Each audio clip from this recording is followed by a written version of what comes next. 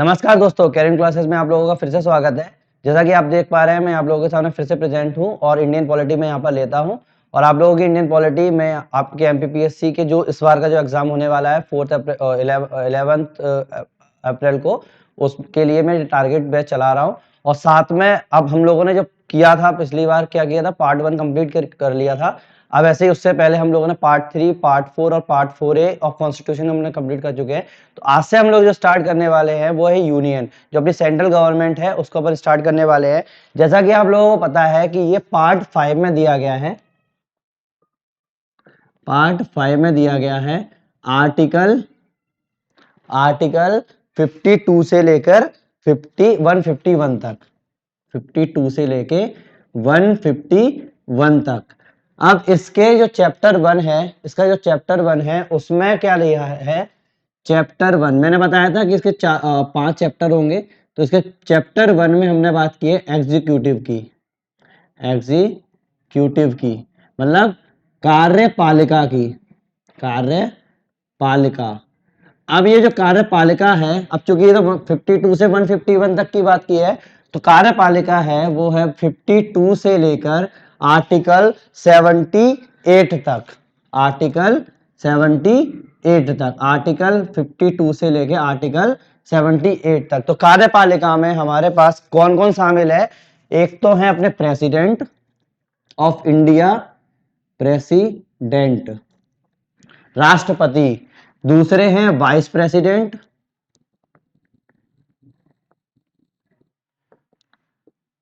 फिर पीएम, प्रधानमंत्री। ऐसे ही council of minister, council of minister, ministers की काउंसिल। ऐसे ही हैं अपने अटॉर्नी जनरल ऑफ इंडिया। ये सब किसमें, एग्जीक्यूटिव में शामिल हैं। अटॉर्नी जनरल ऑफ इंडिया, ये सब कौन है, अपने एग्जीक्यूटिव में शामिल है। President, vice president, PM, council of minister और अटॉर्नी जनरल ऑफ इंडिया। अब अगर मैं बात करूं कि आज हम लोग क्या पढ़ने वाले हैं, आज हम लोग पढ़ने वाले हैं प्रेसिडेंट, प्रेसिडेंट। और मैं इस प्रेसिडेंट पे समथिंग थोड़ा सा टाइम लूंगा, जिससे क्या होगा, आप लोगों का जैसे प्रेसिडेंट कंप्लीट होगा उससे क्या होगा, आप लोग वाइस प्रेसिडेंट बड़ी आसानी से समझ पाएंगे।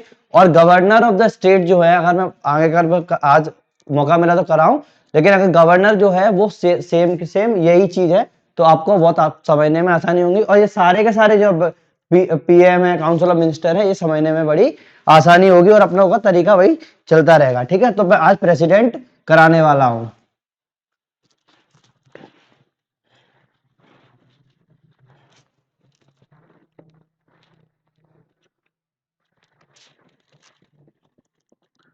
प्रेसिडेंट ऑफ इंडिया, भारत के राष्ट्रपति, ये अपन लोग कराने वाले हैं। तो प्रेसिडेंट ऑफ इंडिया कौन है? सबसे पहली बात, ये हमारे है पहले सिटीजन है, इंडिया के फर्स्ट सिटीजन है। कौन कौन है ये? प्रेसिडेंट इंडिया के फर्स्ट सिटीजन है। दूसरी बात, हेड ऑफ इंडियन स्टेट है, इंडिया स्टेट के हेड है। अब दो चीजों में लोग कंफ्यूज होते हैं। ये इंडियन स्टेट के हेड है, तो गवर्नमेंट के हेड कौन है? इंडियन गवर्नमेंट के हेड कौन है? इंडियन गवर्नमेंट के हेड होते हैं पीएम, प्राइम मिनिस्टर। याद रखना, इन दोनों चीजों में लोग कंफ्यूज होते हैं। तो इंडियन स्टेट के हेड कौन हो गए? अपने प्रेसिडेंट। और इंडियन गवर्नमेंट के हेड कौन हो गए? अपने प्राइम मिनिस्टर। अब अपन धीरे धीरे बात चलती जाती है। तो इलेक्शंस की बात करें, अगर प्रेसिडेंट के, अब चूंकि सबसे पहले तो चुने ही जाएंगे, इलेक्शन होंगे, तो इलेक्शन की बात करें तो प्रेसिडेंट के जो इलेक्शन जो लिखे हैं वो आर्टिकल 55 में दिए गए हैं। और अगर मैं बोलूं कि प्रेसिडेंट कहां दिए गए हैं, कि इस देश में एक प्रेसिडेंट होंगे, ये बात लिखी है आर्टिकल 52 में। आर्टिकल 52 में ये लिखा है कि हमारे देश में एक प्रेसिडेंट होना चाहिए। तो ये चीज हो गई अपने प्रेसिडेंट ऑफ इंडिया। इलेक्शन की बात करूं तो आर्टिकल 55 में ये लिखा है कि इलेक्शन कैसे होंगे। तो इलेक्शन कैसे होने का प्रोसीजर क्या है कि पहली बात तो जो अपने प्रेसिडेंट है उनके इलेक्शन इनडायरेक्ट होते हैं, डायरेक्टली नहीं होते। डायरेक्टली कौन होते, डायरेक्ट इलेक्शन कौन से होते हैं, जो हम लोग चुनते हैं। इनडायरेक्ट इलेक्शन होते हैं और एक कोरम चुना जाता है, एक पूरा फॉरम होता है इसमें, और उसमें कुछ कौन लोग शामिल होते हैं, उसमें कौन कौन से लोग शामिल होते हैं। पहली बात, एक फोरम है जिसमें शामिल होंगे वही उसको चुनेंगे। पहली बात, सारे के सारे इलेक्टेड मेंबर होंगे, इलेक्टेड मेंबर होंगे, याद रखना। अब आपको पता होगा, मैं जैसे आगे अगर नहीं भी पता है तो मैं आगे आपको पार्लियामेंट बताऊंगा तो उसमें बताऊंगा कि राज्यसभा और लोकसभा और स्टेट लेजिस्लेटिव मतलब विधानसभा, विधान परिषद, इनमें कुछ मेंबर्स ऐसे होते हैं जो इलेक्टेड होते हैं और कुछ होते हैं जो नॉमिनेटेड होते हैं, जिनको प्रेसिडेंट नॉमिनेट करता है, गवर्नर नॉमिनेट करता है। तो इलेक्टेड मेंबर्स होंगे, केवल इलेक्टेड मेंबर ही इलेक्शन में पार्टिसिपेट कर सकते हैं, नॉमिनेटेड मेंबर नहीं कर सकते। तो इलेक्टेड मेंबर कौन कौन से, elected member of both house of the parliament, both house of the parliament, both house of the parliament कौन से है, लोकसभा एंड राज्यसभा, लोकसभा और राज्यसभा के कौन से केवल इलेक्टेड मेंबर होंगे। दूसरी चीज, elected member of legislative assembly, Vidhan Sabha के, विधान सभा के जो लोग होंगे इलेक्टेड। अब आपको पता होगा कि कुछ स्टेट में दो होते हैं, एक होता है लेजिस्लेटिव असेंबली, एक होता है लेजिस्लेटिव काउंसिल, एक होता है विधान सभा, एक होता है विधान परिषद, विधान परिषद। याद रखना ये चीज, क्योंकि यही चीजें हैं जो कंफ्यूज करती हैं।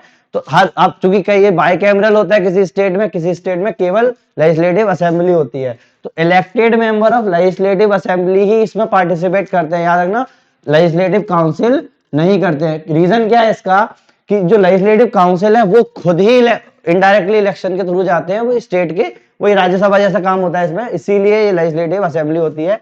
तो तीसरी चीज, elected members of legislative assembly of, ये स्टेट की बात चल रही है, ये स्टेट की बात चल रही है, यूनियन टेरिटरी, यूनियन टेरिटरी जो मैंने कल बात की थी संघ की, union territory of Delhi and Puducherry, Delhi and Puducherry, Pondicherry इसको बोलते हैं, Puducherry,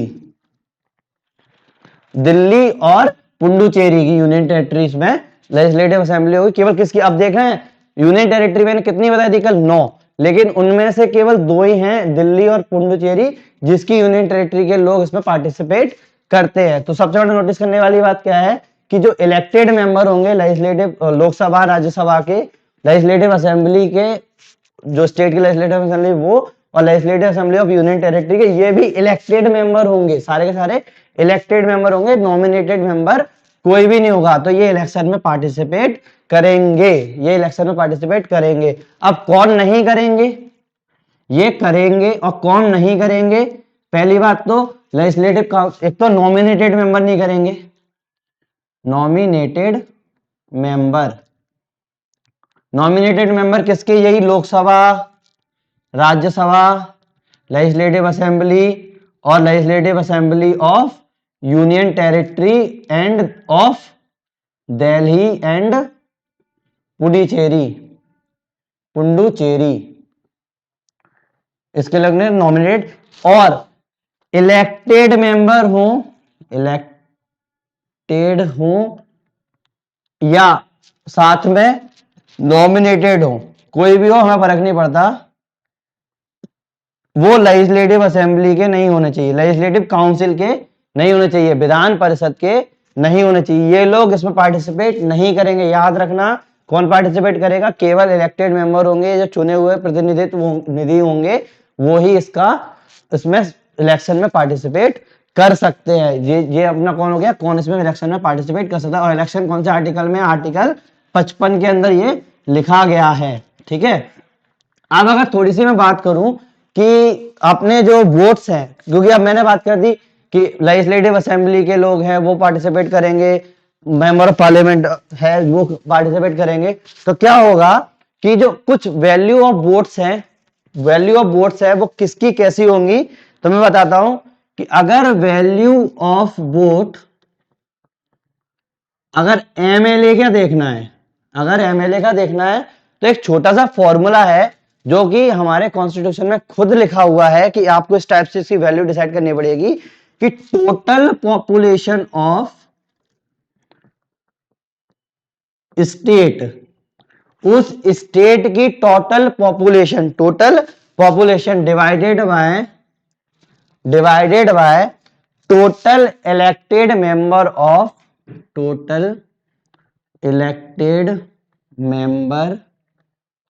of state legislative assembly.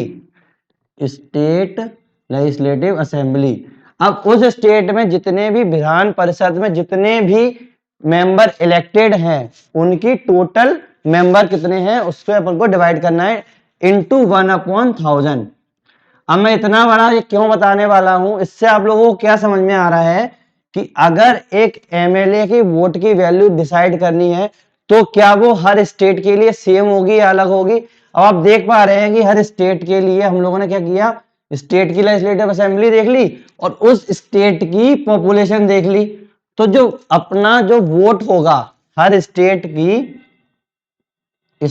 के एमएलए का जो वोट की जो वैल्यू होगी, वोट वैल्यू जो होगी वो स्टेट के साथ चेंज होगी।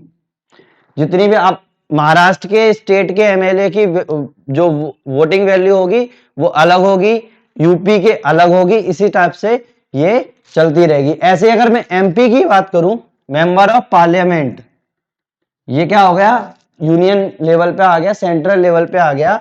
तो मेंबर ऑफ पार्लियामेंट में अगर मैं बात करूं तो एक एमएलए जो हैं उनके जितने भी वोट्स हैं, एमएलए के वोट की जो वैल्यू है, ये वाली जो चीज आ गई ना, value of vote of MLA of that state, ये वाली चीज value of vote of MLA, ये वाली चीज divided by total number of elected member of parliament, कितने भी मेंबर ऑफ पार्लियामेंट जितने भी है। अब जैसे total elected member of state legislative assembly था ना, ऐसे इसमें टोटल इलेक्टेड एमपी हो जाएंगे, तो इनकी जो वैल्यू होगी वो स्टेट के साथ चेंज होती रहेगी। अगर किसी ने पूछ लिया कि जो वैल्यू होगी वोट्स की वो क्या होगी, चेंज होगी कि नहीं होगी, तो चेंज होगी। क्वेश्चन अगर डायरेक्ट पूछ लिया जाए कि एक एमएलए की वैल्यू प्रेसिडेंट के इलेक्शन के टाइम पे एमएलए की जो वोट की वैल्यू होगी क्या वो स्टेट के साथ चेंज होती है कि नहीं होती है, तो सीधी सीधी बात है स्टेट के साथ चेंज होती है। ठीक है, इतनी मैंने बात बता दी। अब अगर मैं बात करूं कि कैसे होता है प्रेसिडेंट का इलेक्शन, अब मैं इसमें डीप में इसलिए जा रहा हूं कि बाद में आपको समझने में आसानी होगी। तो पहली बात तो एक इनडायरेक्ट इलेक्शन होता है, मैंने पहली बात बताई थी, इनडायरेक्ट इलेक्शन होता है और इसमें प्रोपोर्शनल रिप्रेजेंटेशन होता है, प्रोपोर्शनल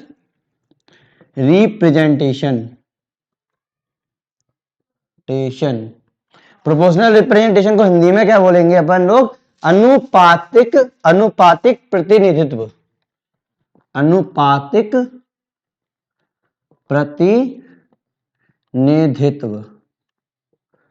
और ये तो हो गया proportional representation plus single transferable vote. अब वो कैसे होगा, क्या होता है, एक अपना बैलेट एक सीक्रेट बैलेट के थ्रू होता है, सीक्रेट बैलेट, एक जैसे एक सीक्रेट पेज दे दिया, उसमें जितने भी प्रेसिडेंट के लिए एलिजिबल है, जितने भी कैंडिडेट है एलिजिबल है, अगर जैसे किसी को प्रेसिडेंट बनना है तो वो क्या करेंगे, प्रेसिडेंट के पद पे खड़े हो जाएंगे और क्या होगा, उनके जैसे 2-4 प्रेसिडेंट जितने भी हो, मान लो मैंने एग्जांपल के तौर पे 3 कैंडिडेट हैं जो प्रेसिडेंट पद के लिए हैं, 1 2 3। तो क्या होगा, एक जो मेंबर होगा, कोई भी मेंबर होगा जिसको वोट देना है, वो क्या करेगा, अपना जो वोट है वो डिसाइड करेगा कि मेरा पहला प्रेफरेंस है, प्रिफर कर रहा है वो, पहला प्रेफरेंस है 1, दूसरा प्रेफरेंस है 3 और तीसरा प्रेफरेंस है ये, कि अगर ये प्रेसिडेंट बनता है तो अगर ये प्रेसिडेंट चुना गया है तो मेरा पहला प्रेफरेंस ये है। अगर ये प्रेसिडेंट नहीं बन पा रहे तो मेरी दूसरी चॉइस हो जाएगी ये, ऐसे ही मतलब उनका क्या हुआ, ट्रांसफरेबल वोट हो गया, चॉइस दे दी, सीधी सीधी बात कि मेरा पहला प्रेफरेंस ये है। आप क्या करेंगे, जब चुनेंगे तो प्रेसिडेंट में अब जैसे दो लोग मतलब 3 लोग जैसे किसी ने चुने, तो मान लो एक ने चुना अपना पहला मतलब पहले नंबर पे, दूसरे ने चुना दूसरे नंबर पे, तीसरे ने चुना पहले नंबर पे, चौथे ने चुना पहले नंबर पे, ठीक है, ये हो गया। ऐसे ही अगर मैं बात करूं दूसरे का, दूसरे ने अगर पहले ने चुना तीसरे नंबर पे, दूसरे ने चुना दूसरे पहले नंबर पे, तीसरे ने चुना दूसरे नंबर पे, ऐसे इसने चुना दूसरे नंबर पे। ऐसे मैं तीसरे की बात करूं, तीसरे को चुना मान लो पहले नंबर पे, दूसरे नंबर पे 1 2 3 1 2 3 1 2 3 1 2 3। अब आप देख पा रहे हैं कि ये वाले जो हैं वो थर्ड प्रेफरेंस में है, तीसरे वाले जो थर्ड प्रेफरेंस में है, और सबसे पहली वोटिंग किसकी हो गई, पहले वाली की। तो क्या ये जीत गए? नहीं। क्यों नहीं जीते? क्योंकि ये भी हो गए, ये भी हो गए, ये हो गए, लेकिन इनको एब्सोल्यूट मेजोरिटी नहीं मिली, क्योंकि एक ने टांग अड़ा दी, वो दूसरे नंबर पे इसको प्रेफरेंस दे रहे हैं। तो क्या किया हम लोगों ने, जो तीसरे नंबर वाले जो सबसे कम प्रेफरेंस वाले जो थे उसको हम लोगों ने हटा दिया। अब हम इन दोनों में देखेंगे कि प्रेफरेंस किसको ज्यादा मिल रहा है। अब अपन इसमें देखेंगे कि इन दोनों में प्रेफरेंस किसको मिल रहा है, जो पहले अब जो ये थे जिनने ये दूसरे नंबर पर प्रेफरेंस रखा था, उसका देखेंगे कि उसका प्रेफरेंस कौन सा है, उसका तीसरा था। तो ऐसे ही प्रेफरेंस करते करते जब तक ये प्रेफरेंस पहले ना हो जाए, मतलब इनमें जब तक मेजोरिटी ना आ जाए, तब तक ये चलता रहेगा चलता रहेगा चलता रहेगा। तो इसके हिसाब से इसको बोलते हैं प्रोपोर्शनल रिप्रेजेंटेशन, ठीक है। तो इस हिसाब से इसको चुनाया था। ऐसा नहीं है कि डायरेक्ट आप लोगों ने बस वोटिंग की और 50% के ऊपर आए और हो गया, प्रोपोर्शनल रिप्रेजेंटेशन कर दिया, ठीक है। अब अगर मैं बात करूं कि इलेक्शन में अगर कोई डिस्प्यूट आ जाता है, उन्होंने बोला कि भाई इलेक्शन में तो मजा नहीं आया, कुछ भी प्रॉब्लम है, अगर कोई भी डिस्प्यूट आता है तो डिस्प्यूट रिड्रेसल के लिए सुप्रीम कोर्ट सर्वोपरि होगा। सुप्रीम कोर्ट बोलेगा कि ये अगर वॉइड नहीं है, मतलब ये इलेक्शन खारिज नहीं करना है, तो कोई भी इसको वॉइड नहीं बोल सकता। अगर सुप्रीम कोर्ट ने बोल दिया हाँ ठीक है वॉइड कर सकते, अब आप इस बेस पे कभी भी नहीं बोल सकते कि भैया हमारा जो जो कैबिनेट हमारी जो वो थी, क्या बोलते हैं उसको, वैकेंसी थी उसके अंदर, पार्लियामेंट के अंदर, उसके हिसाब से तो ये कम वोट हो गए ज्यादा वोट हो गए, तो वैकेंसी का आप लोग कोई भी बहाना नहीं दे सकते, इतनी चीज ने बोल दी। अब मैं अगर बात करूं कि कुछ लोग इसको क्रिटिसाइज कर रहे थे, मैंने जैसे बताया कि इनडायरेक्ट इलेक्शन है और ये है, तो कुछ लोग इसको क्रिटिसाइज कर रहे थे कि ये इनडायरेक्ट इलेक्शन नहीं होना चाहिए, ये डायरेक्ट होना चाहिए, इनडायरेक्ट नहीं होना चाहिए, डायरेक्ट होना चाहिए। तो ये क्या, ये वाली बात उसको पता नहीं थी, हमारे जो कॉन्स्टिट्यूशन के जितने भी लोग जिन्होंने कॉन्स्टिट्यूशन बनाया उन्होंने तैयार किया है, तो ये उनको पता नहीं था कि ये वाली बात उठेगी, तो उनने पहले ही बोल दिया था कि इनडायरेक्ट रखने के हमारे पास रीजन है, डायरेक्ट रखने के रीजन नहीं है। क्योंकि इनडायरेक्ट में पहली बात अगर मैं बोलूं तो हमारे पास जो डायरेक्ट इलेक्शन होते हैं वो पीएम वगैरह के होते हैं, जितने भी काउंसिल ऑफ मिनिस्टर्स के जो अपने होते हैं, तो वो क्या होते हैं, डायरेक्ट इलेक्शन होते हैं, वो कॉस्टली बहुत होते हैं। तो कॉस्ट बहुत ज्यादा होगी, अगर अगर प्रेसिडेंट के भी इलेक्शन करने लगे तो कॉस्ट बहुत ज्यादा हो जाएगी। तो बोलते तो क्या प्रॉब्लम है क्या नहीं है, तो उन्होंने बोला कि हमारा आपको पता है कि जो सिस्टम है वो पार्लियामेंट्री सिस्टम है, पार्लियामेंट्री सिस्टम है। अब पार्लियामेंट्री सिस्टम होने के कारण क्या होगा, पार्लियामेंट्री सिस्टम होने के कारण हुआ ये कि आप लोगों का जो काउंसिल ऑफ मिनिस्टर है, जिसके हेड हैं प्राइम मिनिस्टर, जिसके हेड है प्राइम मिनिस्टर, और सारी की सारी पावर जो है वो इनके हाथ में है। पावर जो मैक्सिमम है वो किसके हाथ में है, काउंसिल ऑफ मिनिस्टर के हाथ में है, जिसके हेड है प्राइम मिनिस्टर, और पावर किसके हाथ में है, इनके हाथ में है। और अगर हम लोगों ने डायरेक्ट इलेक्शन कर दिए, डायरेक्ट इलेक्शन कर दिए, तो प्रेसिडेंट क्या होंगे, डायरेक्टली चुने जाएंगे। इट मींस वो रिप्रेजेंट करेंगे किसको, इंडिया की जनता को। और हम लोगों ने बोला है कि जो प्रेसिडेंट जो होंगे हमारे यहाँ नॉमिनल होंगे, नाम मात्र, नाम मात्र के प्रेसिडेंट होंगे, नॉमिनल होंगे। तो ऑब्वियस सी बात है कि इनकी जो पावर होगी वो थोड़ी कम ही होगी, नाम मात्र के हैं।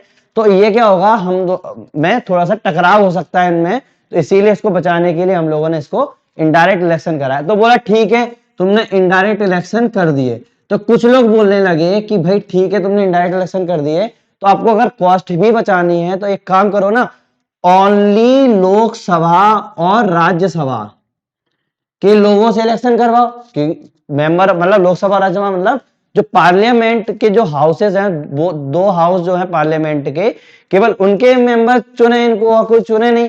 तो हमारे जो कॉन्स्टिट्यूशन को बनाने वाले जितने भी थे उनने बोला नहीं, अगर हम लोगों ने ओनली लोकसभा और राज्यसभा को रखा तो अब चूंकि हम लोग क्या करते हैं, प्रेसिडेंट जो होते हैं वो कौन है, रिप्रेजेंटेटिव हैं किसके, होल इंडिया के, जो इंडिया के रिप्रेजेंटेटिव हैं। तो अगर हमने केवल लोकसभा और राज्यसभा को रख दिया तो वो यूनियन ऑफ इंडिया को कैसे रिप्रेजेंट करेंगे, यूनियन ऑफ इंडिया को कैसे रिप्रेजेंट करेंगे, क्योंकि लोकसभा और राज्यसभा में केवल कौन से मेंबर्स होंगे तुम्हारे, वही जो अपने सेंटर के लेवल के, तो यूनियन टेरिटरीज वगैरह कहाँ गई, सीधी सीधी बात है, तो उसको रिप्रेजेंट कैसे कर पाएगा, तो रिप्रेजेंटेशन में प्रॉब्लम आ जाएगी। इसीलिए उन्होंने बोला कि ठीक है, नहीं हम लोग ये कराएंगे और लोकसभा राज्यसभा वाली बात करेंगे। इतनी बड़ी बात हो गई। और अगर हमने लोकसभा और राज्यसभा की बात करी तो जो पार्लियामेंट की जो पार्टी है, पार्लियामेंट की जो पार्टी है, अब अगर किसी भी पार्टी को बहुमत मिल गया है लोकसभा और राज्यसभा में, बहुमत मिल गया है, तो ऑब्वियस सी बात है वो लोग क्या करेंगे, उसका मिसयूज करेंगे और एक ही पार्टी के सपोर्ट वाला बंदा जो है उसको चुन लेंगे। ऑब्वियस सी बात है, अगर मेजोरिटी आ जाएगी, फुल मेजोरिटी है अगर किसी पार्टी की, तो वो क्या करेंगे, लोकसभा राज्यसभा का काम किया और हो गया। तो इस चक्कर में इसको भी और रोक दिया गया था। अब मैं अगर बात करूं, आगे चलता हूं, कि मैंने इससे बताया था कि प्रोपोर्शनल रिप्रेजेंटेशन की बात कर रही है, प्रोपोर्शनल रिप्रेजेंटेशन, ठीक है, जो भी है प्रोपोर्शनल रिप्रेजेंटेशन की बात की है, और साथ में बात की है single transferable vote, single transferable vote. तो इनने बोला कि भाई तुमने ये बोल तो दिया है लेकिन ये हकीकत में ऐसा नहीं, और हम भी अब आप लोग भी देखेंगे तो प्रोपोर्शनल रिप्रेजेंटेशन क्या हुआ, प्रोपोर्शनल रिप्रेजेंटेशन होता है कि जब कैंडिडेट दो से ऊपर, दो या दो से ऊपर कैंडिडेट अगर चुने जा रहे हैं तो उसको बोलते हैं प्रोपोर्शनल रिप्रेजेंटेशन। लेकिन हमारे यहाँ प्रेसिडेंट कितने चुने जा रहे हैं, केवल एक। तो ये प्रोपोर्शनल रिप्रेजेंटेशन ना बोलते हुए इसको अपन क्या बोलेंगे, प्रेफरेंशियल रिप्रेजेंटेशन। कौन सा, प्रेफरेंशियल, हम लोगों ने प्रेफर किया है, ये क्या किया है, प्रेफर किया गया। तो इसकी जगह हमको क्या बोलना चाहिए, प्रेफरेंशियल रिप्रेजेंटेशन, प्रेफरेंशियल रिप्रेजेंटेशन बोलना चाहिए, लेकिन बोल क्या रहे हैं, प्रोपोर्शनल रिप्रेजेंटेशन। तो ये केवल नाम मात्र के वर्ड हैं कि प्रोपोर्शनल रिप्रेजेंटेशन है, लेकिन प्रोपोर्शनल रिप्रेजेंटेशन में क्या होता है कि कैंडिडेट हमको कम से कम दो या दो से ज्यादा चुनने पड़ते हैं, लेकिन हमारे यहाँ का प्रेसिडेंट केवल एक ही होंगे, इसीलिए उसको अपन प्रेफरेंशियल रिप्रेजेंटेशन बोलना चाहिए, लेकिन ऐसा हम बोलते नहीं है। दूसरी बात बोली single transferable vote, single transferable vote. अब बोल रहे हैं कि एक बंदा एक ही वोट दे रहा है, लेकिन जैसा मैंने अभी आपको बताया था कि चुनने का तरीका क्या था कि एक बंदा जितने भी लोग हैं उनको प्रेफर कर रहा है, तो उसको सिंगल वोट का हुआ। ये तो मल्टीपल वोट हो गए, तो मल्टीपल वोट के लिए इसको हम कर सकते हैं सिंगल ट्रांसफरेबल वोट नहीं बोलना चाहिए, इसको मल्टी ट्रांसफरेबल वोट बोलना चाहिए। ये भी ना कुछ बातें बोली थी। तो इतनी सी बात है कि अपना इलेक्शन वाला काम कंप्लीट हो गया। अब मैं अगर बात करूं ओथ एंड अफर्मेशन, पहले अपन बात करें क्वालिफिकेशन की, कि क्या क्वालिफिकेशन होनी चाहिए। इलेक्शन तो अपन लोग लड़ लेंगे, लेकिन पहले क्वालिफिकेशन तो होनी चाहिए। हर जगह अपन जब फॉर्म में भरते हैं तो क्वालिफिकेशन की बात करते हैं। तो क्वालिफिकेशन दिया है हम लोगों का, क्वालिफिकेशन दिया है आर्टिकल 58 में, आर्टिकल 58 में क्या दिया है, क्वालिफिकेशन दिया है कि प्रेसिडेंट की क्वालिफिकेशन क्या होनी चाहिए। अगर आपको लड़ना है इलेक्शन तो प्रेसिडेंट की क्वालिफिकेशन क्या देनी चाहिए। अब एक क्वालिफिकेशन जो सबके लिए, सारे गवर्नमेंट जॉब है उनके लिए इंपॉर्टेंट है, वही है इंडिया का मेंबर होना चाहिए, इंडिया का सिटीजन होना चाहिए। He must be citizen of India, Indian citizen होना चाहिए। पहली शर्त यह है कि इंडियन सिटीजन होना चाहिए। दूसरा, इनकी एज जो होनी चाहिए वो 35 ईयर कम से कम होनी चाहिए, 35 साल। अब ये अगर मैं बात करूं वाइस प्रेसिडेंट की, उसमें भी 35 साल होनी चाहिए। अब मैं वाइस प्रेसिडेंट साथ में अगर थोड़ा ले चल रहा हूं तो कोई दिक्कत नहीं है, एज होनी चाहिए 35 साल। तीसरा, इनकी जो क्वालिफिकेशन होनी चाहिए वो लोकसभा के इलेक्शन, जब लड़ा जाता है ना लोकसभा का इलेक्शन, तो लोकसभा के इलेक्शन लड़ने में जो क्वालिफिकेशन चाहिए वो सारी की सारी क्वालिफिकेशन अपने प्रेसिडेंट को भी चाहिए। लोकसभा का इलेक्शन लड़ने के लिए जो क्वालिफिकेशन चाहिए, क्वालिफिकेशन याद रखना, लोकसभा नॉट राज्यसभा। राज्यसभा में कौन होगा, अपने वाइस प्रेसिडेंट। ये अंतर है वाइस प्रेसिडेंट और प्रेसिडेंट में, कि जो दोनों चीजें तो सेम रहेंगी, लेकिन वाइस प्रेसिडेंट की एलिजिबिलिटी क्या होनी चाहिए, राज्यसभा इलेक्शन की। राज्यसभा में इलेक्शन जो होता है उसकी क्वालिफिकेशन होनी चाहिए। क्यों होनी चाहिए, क्योंकि आपको पता है कि वाइस प्रेसिडेंट जो होता है वो एक्स ऑफिसो होता है, एक्स ऑफिसो चेयरमैन होता है लोकसभा राज्यसभा का एक्स ऑफिसो चेयरमैन। वो जैसे अपने लोकसभा में स्पीकर होते हैं ना, ऐसे ये इस राज्यसभा का स्पीकर होता है, इसीलिए इनको राज्यसभा की क्वालिफिकेशन होनी चाहिए। ठीक है, तो ये तीन चीज हो गई। चौथी चीज अगर मैं बात करूं जो ठीक ठाक है, चौथी चीज है कि इनको कोई भी ऑफिस ऑफ, याद रखना, office of profit, office of profit Hindi में बोलेंगे लाभ का पद, लाभ का पद, इनको किसी भी ऑफिस ऑफ प्रॉफिट पर नहीं होना चाहिए, लाभ के पद पर नहीं होना चाहिए। अभी क्या होता है, कॉन्स्टिट्यूशन में कहीं भी ये डिफाइन नहीं किया है कि ऑफिस ऑफ प्रॉफिट क्या है, मतलब किस पे आपको प्रॉफिट मिल रहा है। तो अगर नॉर्मली भी बात करें कि जिससे आपको फायदा मिले वो आपका ऑफिस ऑफ प्रॉफिट हो गया। तो प्रेसिडेंट, क्या एक प्रेसिडेंट जो है वो प्रेसिडेंट का चुनाव लड़ सकता है, क्योंकि उसको भी तो फायदा मिल रहा है। तो कॉन्स्टिट्यूशन ने साफ डिफाइन किया है कि प्रेसिडेंट, वाइस प्रेसिडेंट, अपने काउंसिल ऑफ मिनिस्टर और चीफ जस्टिस या फिर जज of high council of minister, governor of state, governor of state और यूनियन प्रेसिडेंट, ठीक है यही है। ठीक है, ये लोग क्या हैं, ऑफिस ऑफ प्रॉफिट के अंदर नहीं आते, ऑफिस ऑफ प्रॉफिट के अंदर नहीं आते।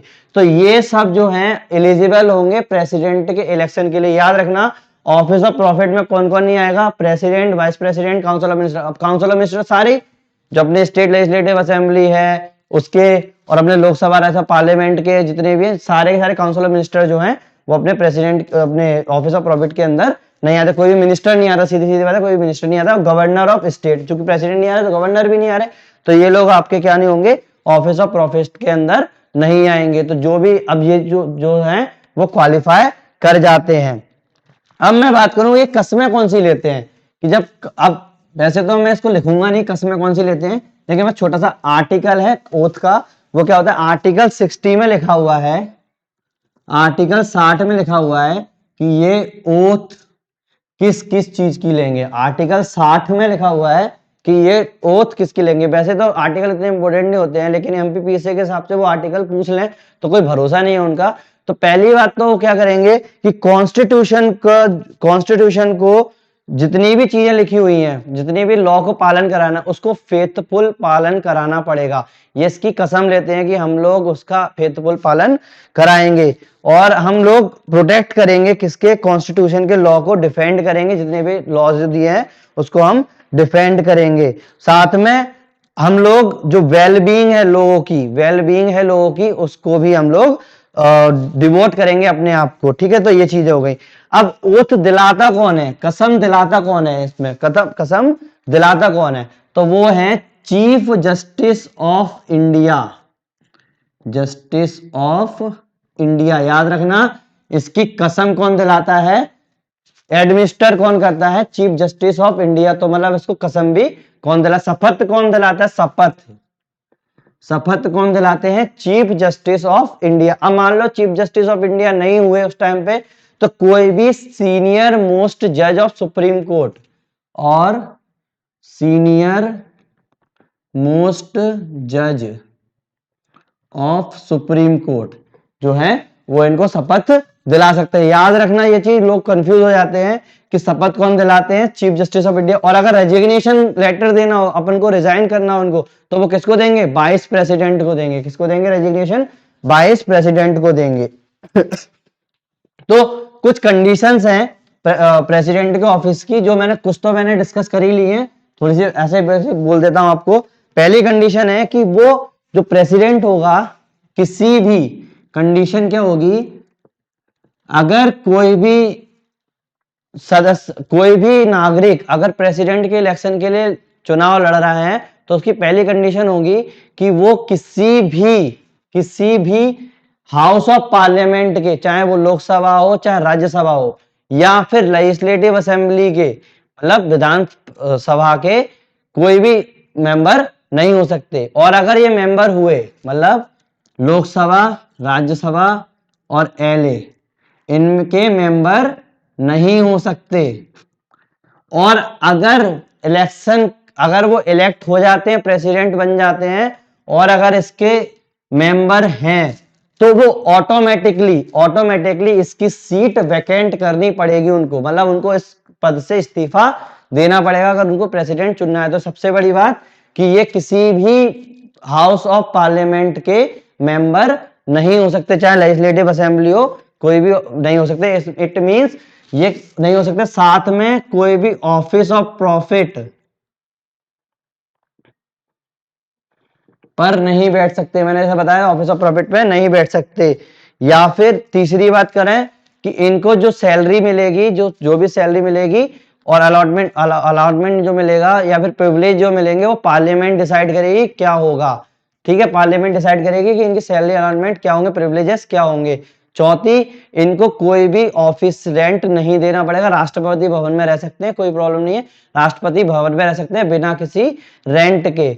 अगले में बात करूं तो इनको जो इनको एनरोलमेंट जो दिए गए हैं, मतलब जितनी भी सैलरी जो दी जा रही है, वो उनके राष्ट्रपति पद पर रहते हुए कभी भी हटेगी नहीं, खत्म नहीं कर सकते वो लोग। ये चीज इन पे अच्छी तरीके से कंडीशन लिखी हुई है।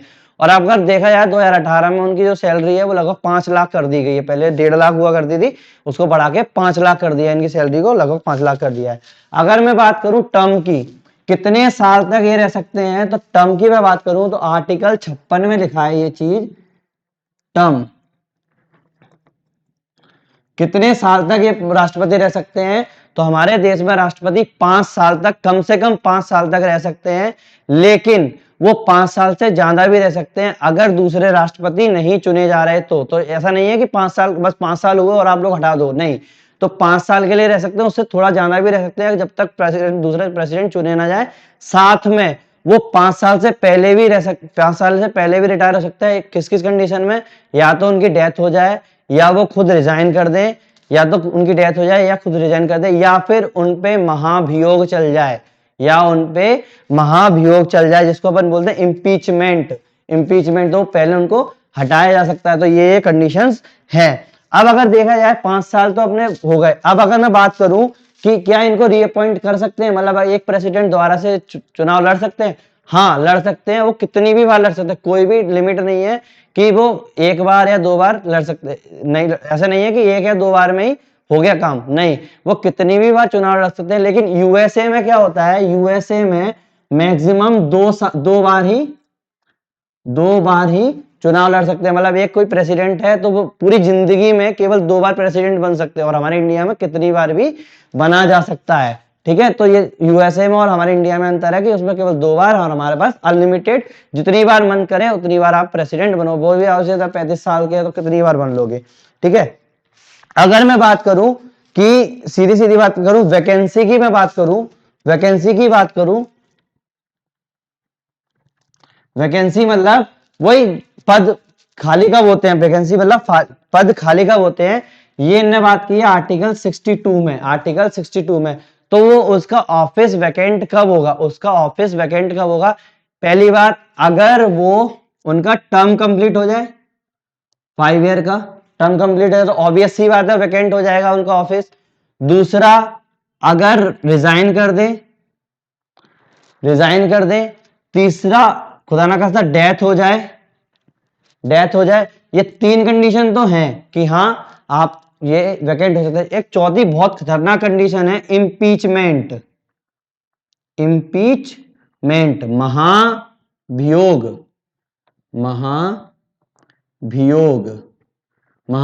लग जाए और उनको राष्ट्रपति पद से हटा दिया जाए, तो ये हो गया। अब अगर मैं बात करूं कि 5 साल का अगर टर्म कंप्लीट हो रहा है, 5 साल का अगर टर्म कंप्लीट हो रहा है, और मान लो कि उस टाइम पे कोई जो प्रेसिडेंट है वो नहीं चुने गए हैं, तो मैंने जैसा बताया कि अगर 5 साल का टर्म कंप्लीट होता है तो वो बाद में भी उसको गेन कर सकते हैं। तो ऐसा कोई भी प्रोविजन नहीं है कि 5 साल का टर्म कंप्लीट होने के बाद वाइस प्रेसिडेंट संभालें, वाइस प्रेसिडेंट पद संभालें। मैंने ऐसे बताया कि अगर वैकेंट होती है तो कुछ टाइम के लिए वाइस प्रेसिडेंट संभाल लेते हैं, मैं अब बता रहा हूं, अगर नहीं बताया तो वाइस प्रेसिडेंट संभाल लेते हैं। लेकिन अगर टर्म कंप्लीट हो रहा है तो ऐसा कहीं नहीं लिखा है कॉन्स्टिट्यूशन में कि टर्म कंप्लीट होने के तुरंत बाद वाइस प्रेसिडेंट वो ले लेंगे, नहीं, उसको प्रेसिडेंट ही संभालते रहेंगे। तो ये वाली कंडीशन इसमें फुलफिल नहीं होती। लेकिन अगर ये 3 कंडीशन हो जाए कि अगर वो रिजाइन कर दें, डेथ हो जाए, इम्पीचमेंट हो जाए उनका, तो इसमें वाइस प्रेसिडेंट जो है, प्रेसिडेंट जो है वो उसका पद संभाल लेते हैं। लेकिन मैक्सिमम कितने दिन के लिए? मैक्सिमम 6 मंथ के अंदर आपका क्या होना चाहिए? दोबारा से इलेक्शन हो जाना चाहिए, दूसरे प्रेसिडेंट चुन लेने चाहिए 6 महीने के अंदर। तो ये चीज आपकी हो गई। अब अगर मैं सबसे बड़ी बात करूं इम्पीचमेंट की, महाभियोग, क्योंकि आप लोगों को पता है कि यूएसए में अभी जो अपने ट्रंप थे उन पे कितनी बार इम्पीचमेंट ट्राई किया गया, लेकिन चूंकि हटे नहीं। इम्पीचमेंट, महाभियोग, ठीक है, उन पर कितनी बार ट्राई किया लेकिन हटे नहीं, हुआ अलग है। तो इम्पीचमेंट, अब इम्पीचमेंट को कौन से आर्टिकल में लिखा है? आर्टिकल 61, याद रख लेना ये चीज।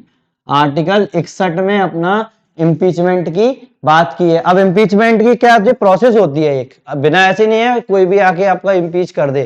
तो इम्पीचमेंट की प्रोसेस क्या होगी कि अगर आप कॉन्स्टिट्यूशन को वायलेट कर रहे हैं, मगर अगर कोई भी प्रेसिडेंट कॉन्स्टिट्यूशन को वायलेट करता है, वायोलेशन ऑफ कॉन्स्टिट्यूशन, कॉन्स्टिट्यूशन का वायोलेशन करता है, तो उसको हम लोग इम्पीच कर सकते हैं। लेकिन सबसे प्रॉब्लम की बात क्या है, कॉन्स्टिट्यूशन में कहीं भी ये नहीं लिखा गया कि वायोलेशन ऑफ कॉन्स्टिट्यूशन होता क्या है, कि वायोलेशन ऑफ कॉन्स्टिट्यूशन होता क्या है, ये कहीं नहीं लिखा कि वायोलेशन ऑफ कॉन्स्टिट्यूशन क्या है। तो अब ये वाली बात भी हो गई।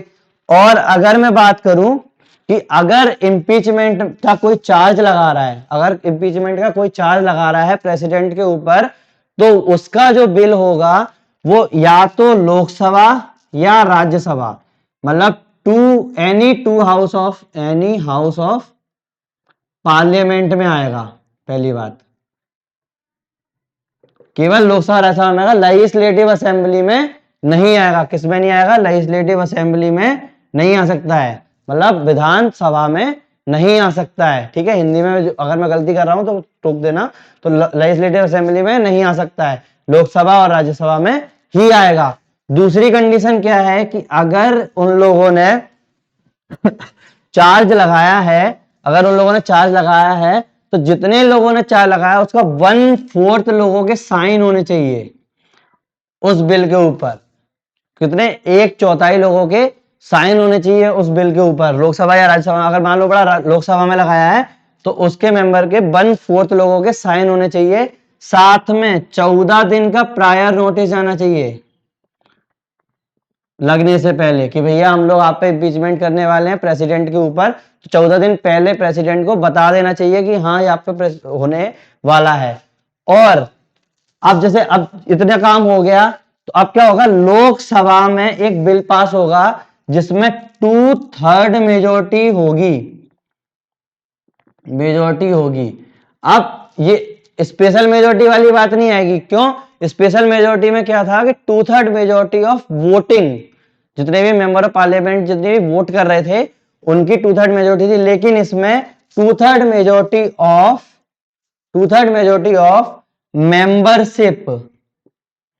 मेंबरशिप ऑफ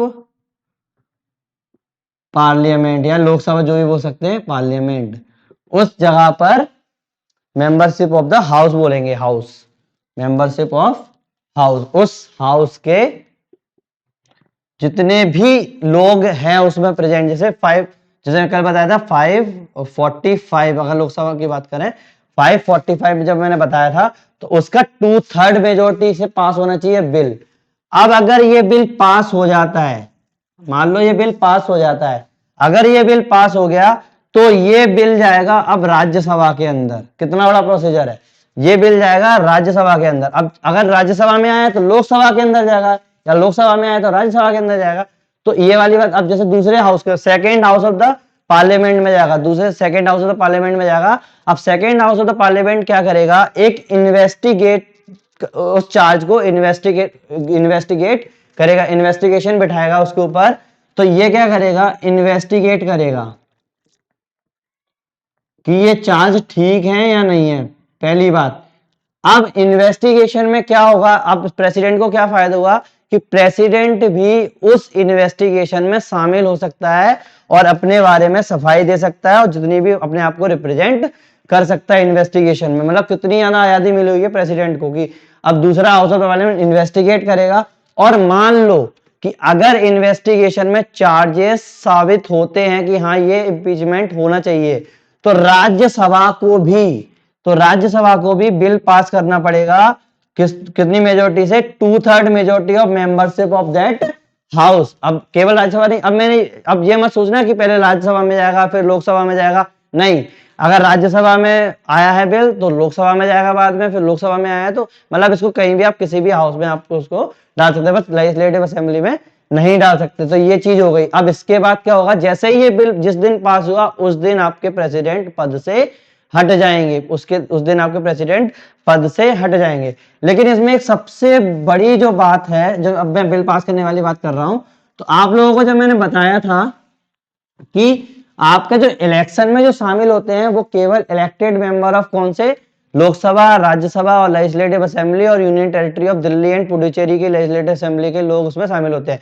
लेकिन इसमें क्या होगा कि जो इलेक्टेड, जो अपना इम्पीचमेंट प्रोसेस होगी उसमें कौन शामिल होंगे, चाहे वो इलेक्टेड हो प्लस चाहे वो नॉमिनेटेड हो, दोनों ही मेंबर, नॉमिनेटेड हो चाहे इलेक्टेड हो, member of each house of parliament, house of parliament, चाहे वो लोकसभा हो चाहे वो राज्यसभा हो, इन दोनों के पार्लियामेंट के इलेक्टेड हो चाहे नॉमिनेटेड हो, दोनों मेंबर इसमें पार्टिसिपेट करेंगे। चाहे वो नॉमिनेटेड मेंबर जो थे वो उसके इलेक्शन में पार्टिसिपेट नहीं कर रहे थे, लेकिन इसमें ये पार्टिसिपेट करेंगे। अब इलेक्टेड में कौन पार्टिसिपेट कर रहे थे, elected member of legislative assembly और legislative assembly of union territories of Delhi and Puducherry, तो ये उसमें पार्टिसिपेट नहीं करेंगे। लेजिस्लेटिव असेंबली चाहे वो स्टेट की हो चाहे वो यूनियन टेरिटरी की हो, union territory of Delhi and Puducherry, इन दोनों के भी लोग इसमें पार्टिसिपेट नहीं करेंगे। वही वाली बात हो गई ना, उन्होंने बस लिया और ऊपर से कर दिया, क्योंकि सेंट्रल पावर हो गई, सेंट्रल पावर हो गई, मैंने बताया ना यूनिटरी फीचर्स है, तो इसमें ये यूनिटरी फीचर शामिल हो गया। तो ये चीज आपको दिमाग में रखनी है कि इसमें elected nominated member of the Lok Sabha and Rajya Sabha participate करेंगे, चाहे नॉमिनेटेड मेंबर उसमें पार्टिसिपेट नहीं कर रहे थे, लेकिन इसमें वो पार्टिसिपेट करेंगे। ठीक है। अब मैं सीधा सीधा आता हूं आपके किस पे, पावर्स के ऊपर। पावर्स के ऊपर ये थोड़ा सा टाइम लेगा, लेकिन कोई बात नहीं है, टाइम लेगा, 43 मिनट हो चुके हैं अभी तक। तो अब मैं पावर्स के ऊपर, मैंने बोला था कि इसमें मैं थोड़ा टाइम लूंगा जिससे आप लोगों का ये हो जाए। अब प्रेसिडेंट की अगर मैं पावर की बात करूं, प्रेसिडेंट की अगर मैं पावर की बात करूं, तो पावर को इन लोगों ने क्या 7 कैटेगरी में बांटा है, पावर को 7 कैटेगरी में बांटा है। कौन कौन सी, मैं बताता हूं। पहली है अपनी एग्जीक्यूटिव पावर, एग्जीक्यूटिव पावर। दूसरी हो गई लेजिस्लेटिव, लेजिस्लेटिव। तीसरी हो गई आपकी फाइनेंशियल, फाइनेंशियल, किस किस मैटर पे इनको पावर मिली है, ऐसे नहीं है कि वो है, किस किस उसमें मैटर पे इसको पावर मिली है, फाइनेंशियल। चौथी हो गई जुडिशियल, जुडिशियल, मैं बताता चलूंगा क्या क्या है अभी अंदर आके। अगली हो गई डिप्लोमेटिक, इंटरनेशनल वाली बात जो गई ना, डिप्लोमेटिक, डिप्लोमेटिक। ठीक है, ये हो गई। अगर मैं बात करूं अगली पावर की, वो हो गई, एक हो गई मिलिट्री,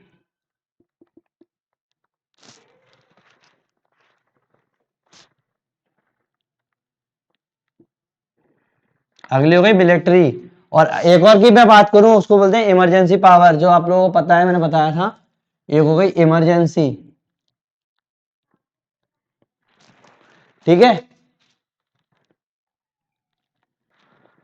आप लोगों को यहाँ दिख रहा है executive, military, legislative, financial, judiciary, emergency, diplomacy. अब छोटी छोटी जो पावर्स है उसके बारे में बात कर लूं। मिलिट्री की अगर मैं बात करूं, मिलिट्री की अगर मैं बात करूं तो आप लोगों को ये पता होगा कि आप लोगों के जो प्रेसिडेंट है, हम लोगों के जो प्रेसिडेंट हैं, हम लोगों के जो प्रेसिडेंट है वो है सुप्रीम कमांडर हैं, सुप्रीम कमांडर हैं किसके? सुप्रीम कमांडर है आपकी आर्म फोर्स के। आर्म फोर्स कौन कौन से? मिलिट्री, एयरफोर्स और नेवी, इनके ये सुप्रीम कमांडर है। तो ऑब्वियस सी बात है इनको पावर मिल गई। अब ये चाहें तो कहीं भी युद्ध घोषित कर सकते हैं, युद्ध घोषित कर सकते हैं, ये वॉर डिक्लेयर कर सकते हैं, या शांति भी बोल सकते हैं कि शांति रखो। तो इन दोनों के बारे में कहा गया। बट ठीक है, इतनी सारी चीज हो गई, वो बात अलग है कि इनको अप्रूव लेना पड़ेगा पार्लियामेंट से, ये पूरा प्रॉब्लम। लेकिन क्या है, सुप्रीम कमांडर है, ये युद्ध भी घोषित कर सकते हैं और शांति भी डिक्लेयर कर सकते हैं, लेकिन बस अप्रूवल होना चाहिए पार्लियामेंट का। वो कोई बड़ी बात नहीं है, लेकिन ये पावर तो है। दूसरी अगर मैं बात करूं डिप्लोमेटिक की, डिप्लोमेटिक मतलब हो गया आपका इंटरनेशनल मुद्दे जितने भी हैं, तो जितनी भी इंटरनेशनल ट्रीटीज की जाती हैं, इंटरनेशनल ट्रीटीज की जाती है, वो किसके नाम पे की जाती है? प्रेसिडेंट के नाम पे की जाती है, क्योंकि प्रेसिडेंट ही सर, अब जो भी नॉमिनल है लेकिन कोई बात नहीं है, लेकिन निगोशिएट वगैरह जितनी भी करनी ट्रीटीज वो किसके नाम पे की जाती है? International treaties, international international treaties किसके नाम पे की जाती है? अपने प्रेसिडेंट के नाम पे की जाती है। साथ में अगर बात करूं कि इंटरनेशनल ट्रीटीज तो उसके नाम पे हो गई, लेकिन अब वो ट्रीटीज जो बनी है, हो सकता है पार्लियामेंट का उसमें रिकमेंडेशन हो, पार्लियामेंट चाहे तो उसको एक्सेप्ट करे, चाहे नहीं करे, लेकिन पावर तो हो ही गई, पावर तो हो ही गई। ऐसे ही अगर मैं इसकी बात करूं इमरजेंसी की, आप लोगों को मैं इमरजेंसी जब आगे बताऊंगा तब बताऊंगा, लेकिन पहले मैं बता दूं कि अपने इंडिया में 3 टाइप की इमरजेंसी है। 3 टाइप की इमरजेंसी, एक है नेशनल, एक है नेशनल, एक है अपना प्रेसिडेंट रूल, प्रेसिडेंट रूल, एक है फाइनेंशियल। और याद रखना, फाइनेंशियल इमरजेंसी कहीं नहीं लगी है, आज तक नहीं लगी है इंडिया में, आज तक नहीं लगी है। तो नेशनल इमरजेंसी की अगर मैं आर्टिकल की बात करूं तो वो है 352 आर्टिकल, आर्टिकल 352। ऐसे प्रेसिडेंशियल रूल की बात करूं, प्रेसिडेंट रूल की बात करूं तो हो गया 356 और 365, ये दो आर्टिकल हो गए, 356 और 365। ऐसी फाइनेंशियल इमरजेंसी की बात करूं तो ये 360 हो गई, 360 हो गई। तो ये 3 आर्टिकल हैं, 4 आर्टिकल हैं जिनमें अपने नेशनल इमरजेंसी की बात है, प्रेसिडेंट रूल की बात है, फाइनेंशियल इमरजेंसी। ये इमरजेंसी पावर भी प्रेसिडेंट को दी गई है, याद रखना, ये इमरजेंसी पावर भी प्रेसिडेंट को दी गई है। अब अगर मैं आ जाऊं सीधा आपका जुडिशियल पे, ये हो गया जुडिशियल। अगर मैं जुडिशियल की बात करूं, सीधा सीधा जुडिशियल पे पहुंचू, जुडिशियल थोड़ा लंबा चलेगा, इसलिए मैं ये चीजें मिटाल रहा हूं। ये 3 आपको मैंने पावर बता दी है, तो हो सकता है इसके अंदर मेरे को लिखना पड़े, ठीक है। ये हो गया, ज्यादा लंबा नहीं है, लेकिन थोड़ा सा इसमें बताना पड़ेगा क्योंकि कुछ वीटो पावर्स हैं, ठीक है। डिप्लोमेटिक भी मैं उठा रहा हूँ, ठीक है। आपको उतारना है तो उतार लेते, पहले ही पॉज करके रिवाइंड करके आप उतार लें। जुडिशियल की अगर मैं बात करूं तो पहली बात, जो chief justice of high court या सुप्रीम कोर्ट, हाई कोर्ट या सुप्रीम कोर्ट को अपॉइंट कौन करता है? प्रेसिडेंट करता है। तो पावर मिल गई। तो chief justice of supreme court and high court को अपॉइंट कौन करता है? अपने प्रेसिडेंट उसको अपॉइंट करता है। दूसरी, ये किसी भी लॉ के मैटर में, अगर कोई भी लॉ का मैटर फंसता है उसमें वो सुप्रीम कोर्ट जज या चीफ जस्टिस की सलाह ले सकता है। क्या ले सकता है? सलाह ले सकता है। मैं वैसे बता रहा हूं, लिखने की जरूरत नहीं है। तो वो सुप्रीम कोर्ट के या किसी भी कोर्ट के जज की वो सलाह ले सकता है। हाँ, ये सलाह उस पर बाइंडिंग नहीं होगी कि उसको वो माननी पड़ेगी, ऐसा कुछ नहीं है कि उसको वो माननी पड़ेगी। तो वो सलाह ले सकता है किसी भी मैटर पे। अब इसके पास कुछ पावर्स हैं, कुछ पावर्स जिसको बोलते हैं अपनी पार्डनिंग पावर। कुछ पार्डनिंग पावर मतलब क्षमा वाली जो पावर्स है वो भी इसको दी गई है, जैसे आप लोगों को पता ही होगा। अब क्षमा की पावर वो किसमें? पार्डनिंग पावर जो है, पार्डनिंग पावर जो है वो आर्टिकल 72 में लिखी है, याद रखना। आर्टिकल 72 में लिखी गई है प्रेसिडेंट की, आर्टिकल 72 में। और अगर मैं गवर्नर की बात करूं, गवर्नर के पास भी कुछ पार्डनिंग पावर है वो आर्टिकल 161 में लिखी है, 161। यहां आता है कभी कभी कि पार्डनिंग पावर कहां दी गई है, आर्टिकल 72 में दी गई है। तो कुछ पार्डनिंग पावर है, 5 पार्डनिंग पावर है, कौन कौन सी है? एक तो है पार्डन, पार्डन मतलब क्षमा, पूरी तरीके से क्षमा, पार्डन मतलब क्षमा। दूसरी है कम्यूटेशन, अब मैं बताऊंगा इसके अंदर क्या क्या होता है। कम्यूटेशन, कम्यूटेशन मतलब होता है विनिमय, विनिमय। और आप देख लेना, फिर भी अगर मेरी हिंदी में गड़बड़ हो रही हो तो आप चेक कर सकते हैं कि क्या है इसका मतलब। अगला होता है रेमिशन, रेमिशन, रेमिशन, ये भी एक पावर होती है पार्डनिंग, क्षमा की पावर जो होती है। चौथा होता है, चौथी होती है अपनी रिस्पाइट, रिस्पाइट, इसको बोलते हैं छूट। रेमिशन मतलब छूट, रिस्पाइट मतलब, अब इसका मेरे को हिंदी मीनिंग मिला नहीं, और मेरे को मीनिंग अगर मिली भी है तो मोहलत मिली है, लेकिन मेरे को समझ में नहीं आया कि मोहलत क्यों है, तो मैं इसमें मोहलत लिख रहा हूं, लेकिन आप देख लेना एक बार मोहलत। और पांचवी है आप लोगों की रिप्राइव, रिप्राइव, PRIVE, रिप्राइव। तो ये हो गई प्रतीक्षा, प्रतीक्षा, प्रतिशिक्षा, प्रतिशोध है, सॉरी प्रतिशोध। अब जो भी है पता नहीं प्रतिशोध क्यों लिखा है, पता नहीं इसका मतलब, लेकिन मैं इसका पूरा जब डिटेल में बताऊंगा आप लोगों को समझ में आएगा। पार्डनिंग का मतलब होता है, पार्डन क्षमा करने का मतलब होता है पूरी तरीके से क्षमा करना। आप लोगों को जो भी सजा मिली है वो पूरी तरीके से नकार दी गई है, बोलो उन्होंने किया, क्षमा किया, आप लोगों को छोड़ दिया जो भी आपको सजा मिली है, ठीक है। दूसरी अगर मैं बात करूं कम्यूटेशन की, कम्यूटेशन मतलब विनिमय करना। कम्यूटेशन का मतलब है कि अगर कोई भी आपको पनिशमेंट मिली है, अगर कोई भी आपको पनिशमेंट मिली है, तो अगर कोई बड़ी पनिशमेंट मिली है तो वो उस पनिशमेंट को चेंज करके छोटे में कन्वर्ट कर देगा। फॉर एग्जांपल कि आपको अगर फांसी की सजा मिली है, मतलब आपको मौत की सजा मिली है, तो उसको चेंज करके वो क्या करेगा, रिगरस इम्प्रिजनमेंट में चेंज कर सकता है, मतलब दूसरी सजा आपको दे सकता है, मतलब छोटी सजा आपको दे सकता है। किसमें? कम्यूटेशन में। याद रखना कम्यूटेशन में क्या करेगा, वो आपकी सजा को कम कर सकता है, कम कर सकता है, और उसका चेंज कर देगा, उस सजा को चेंज कर देगा, मतलब फांसी की सजा को कन्वर्ट करके वो क्या करेगा, आपको इम्प्रिजनमेंट में भी कर सकता है, वो उनके अच्छी बात है ये। अगर मैं बात करूं रेमिशन, तो आपको समझ में आ रहा है छूट दे दी जाती है, तो इसमें क्या होगा, सजा तो आपकी वही रहेगी, सजा आपकी वही रहेगी, बस उसमें आपको थोड़ी सी छूट मिल जाएगी। जैसे अगर आपको 2 साल की रिग्रेस इम्प्रिजनमेंट मिली है तो उसको वो चेंज करके 1 साल कर सकता है, मतलब इसमें आपका नेचर जो होगा सजा का वो सेम रहेगा, इसमें नेचर चेंज कर देगा, वो कम्यूटेशन में नेचर चेंज कर देगा। अगर मैं बात करूं, ये हो गई रेमिशन, रेमिशन में क्या होगा, उसको छोटा कर देगा। रिस्पाइट की अगर मैं बात करूं, रिस्पाइट में अगर मैं बात करूं तो उसमें क्या होता है कि कुछ, जैसे मान लो एग्जांपल प्रेग्नेंट विमेंस है, कुछ हैंडीकैप्ड है, उन लोगों को अगर कोई सजा मिली है, कोई स्पेशल कंडीशन के हिसाब से अगर कोई सजा मिली है, तो उसकी सजा को थोड़ा सा कम या चेंज कर सकता है, इसको बोलते हैं रिस्पाइट।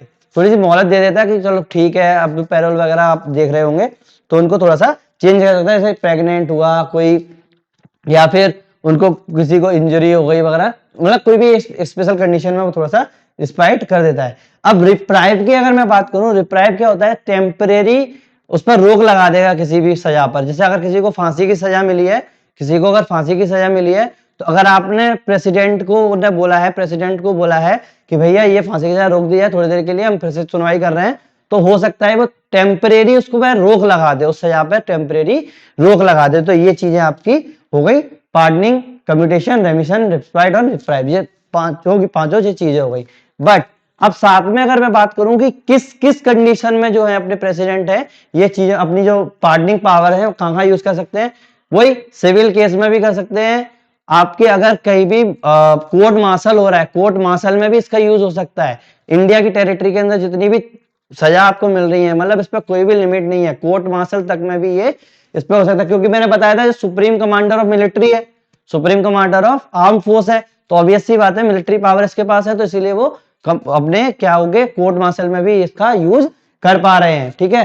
अब अगर मैं बात करूं तो क्या किया, पार्डनिंग पावर तो आपने दे दी, तो क्या सुप्रीम कोर्ट इसमें दखल देगा? सुप्रीम कोर्ट इसमें दखल देगा? नहीं। सुप्रीम कोर्ट ने सीधा बोला है कि इसमें कुछ कंडीशन रख दी है कि जो पार्डनिंग पावर जो है ना, वो प्रेसिडेंट के पास अगर कोई दोषी को पार्डन करने के लिए जा रहा है तो वो ओरल हियरिंग नहीं होगी, ओरल हियरिंग नहीं हो सकती। वो खुद आगे नहीं बोलेंगे कि भैया प्रेसिडेंट सर आप हम लोगों ने ये किया था, आप हमें क्षमा करें, ये करें, नहीं, रिटर्न में जाएगा। दूसरी बात, ये अपनी मर्जी से नहीं करेंगे, एक पार्लियामेंट में बिल पास होगा, पार्लियामेंट जो होगी वो आप लोगों को सजेशन भेजेगा, प्रेसिडेंट को बंद से कर सकते हैं, प्रेसिडेंट को सजेशन भेजेगा कि हाँ इसको कर देना चाहिए, तो ही करेंगे, अपनी मर्जी से नहीं है कि उन्हें से एक न्यूज देखी, अरे उसको फांसी लगने वाले, प्रेसिडेंट बोले अरे अरे बंद करो उसको, फांसी को रोको ना, ऐसे कुछ नहीं होगा। वो एक पार्लियामेंट है, उसमें रिटर्न में भेजेगी, वो उनको कंसेंट करेंगे। ऐसे कोई भी गाइडलाइन नहीं दी गई है प्रेसिडेंट को कि भैया आपको ऐसे करना है, ऐसे नहीं करना है। और आप जो सबसे बड़ी बात, अगर प्रेसिडेंट पार्डनिंग कर रहे हैं तो सुप्रीम कोर्ट या कोई भी अथॉरिटी उससे सवाल नहीं करेंगी कि आपने इसको पार्डन क्यों किया, कोई भी सवाल नहीं होगा। तीसरी बात, ये जुडिशियल रिव्यू के अंदर भी नहीं आएंगी। बस जुडिशियल रिव्यू के अंदर कब आएगी, जब अगर मेला फिडे की तरह करेंगे, अगर डिस्क्रिमिनेटरी हुई किसी भी चीज में, मान लो बड़ा हिंदू मुस्लिम वाली बात आ गई, किसी पे डिस्क्रिमिनेशन हो गया, उस बेस पे अगर पार्डनिंग कर दी तो वो उस पर इंटरफेयर करेगी, डिस्क्रिमिनेशन, या फिर कोई उनको समझ में नहीं आया कि ना किया क्यों, इस टाइप की चीज है वही, मतलब कुछ आर्बिट्री वगैरह हो तो उसमें ये रिव्यू कर सकते हैं, लेकिन और उसमें कोई भी रिव्यू करने का कोई मतलब नहीं बनता है।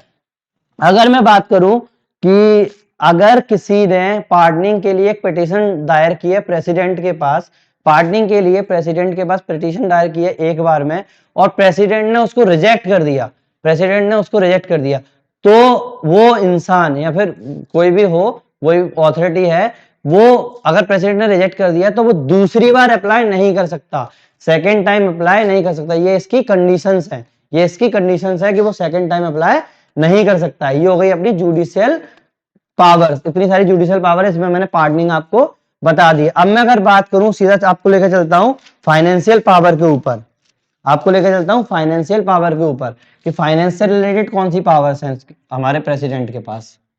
मैंने बता दिया कि वो आर्टिकल 161 अपने उसके हो गए गवर्नर के, और 72 हो गए आपके प्रेसिडेंट के।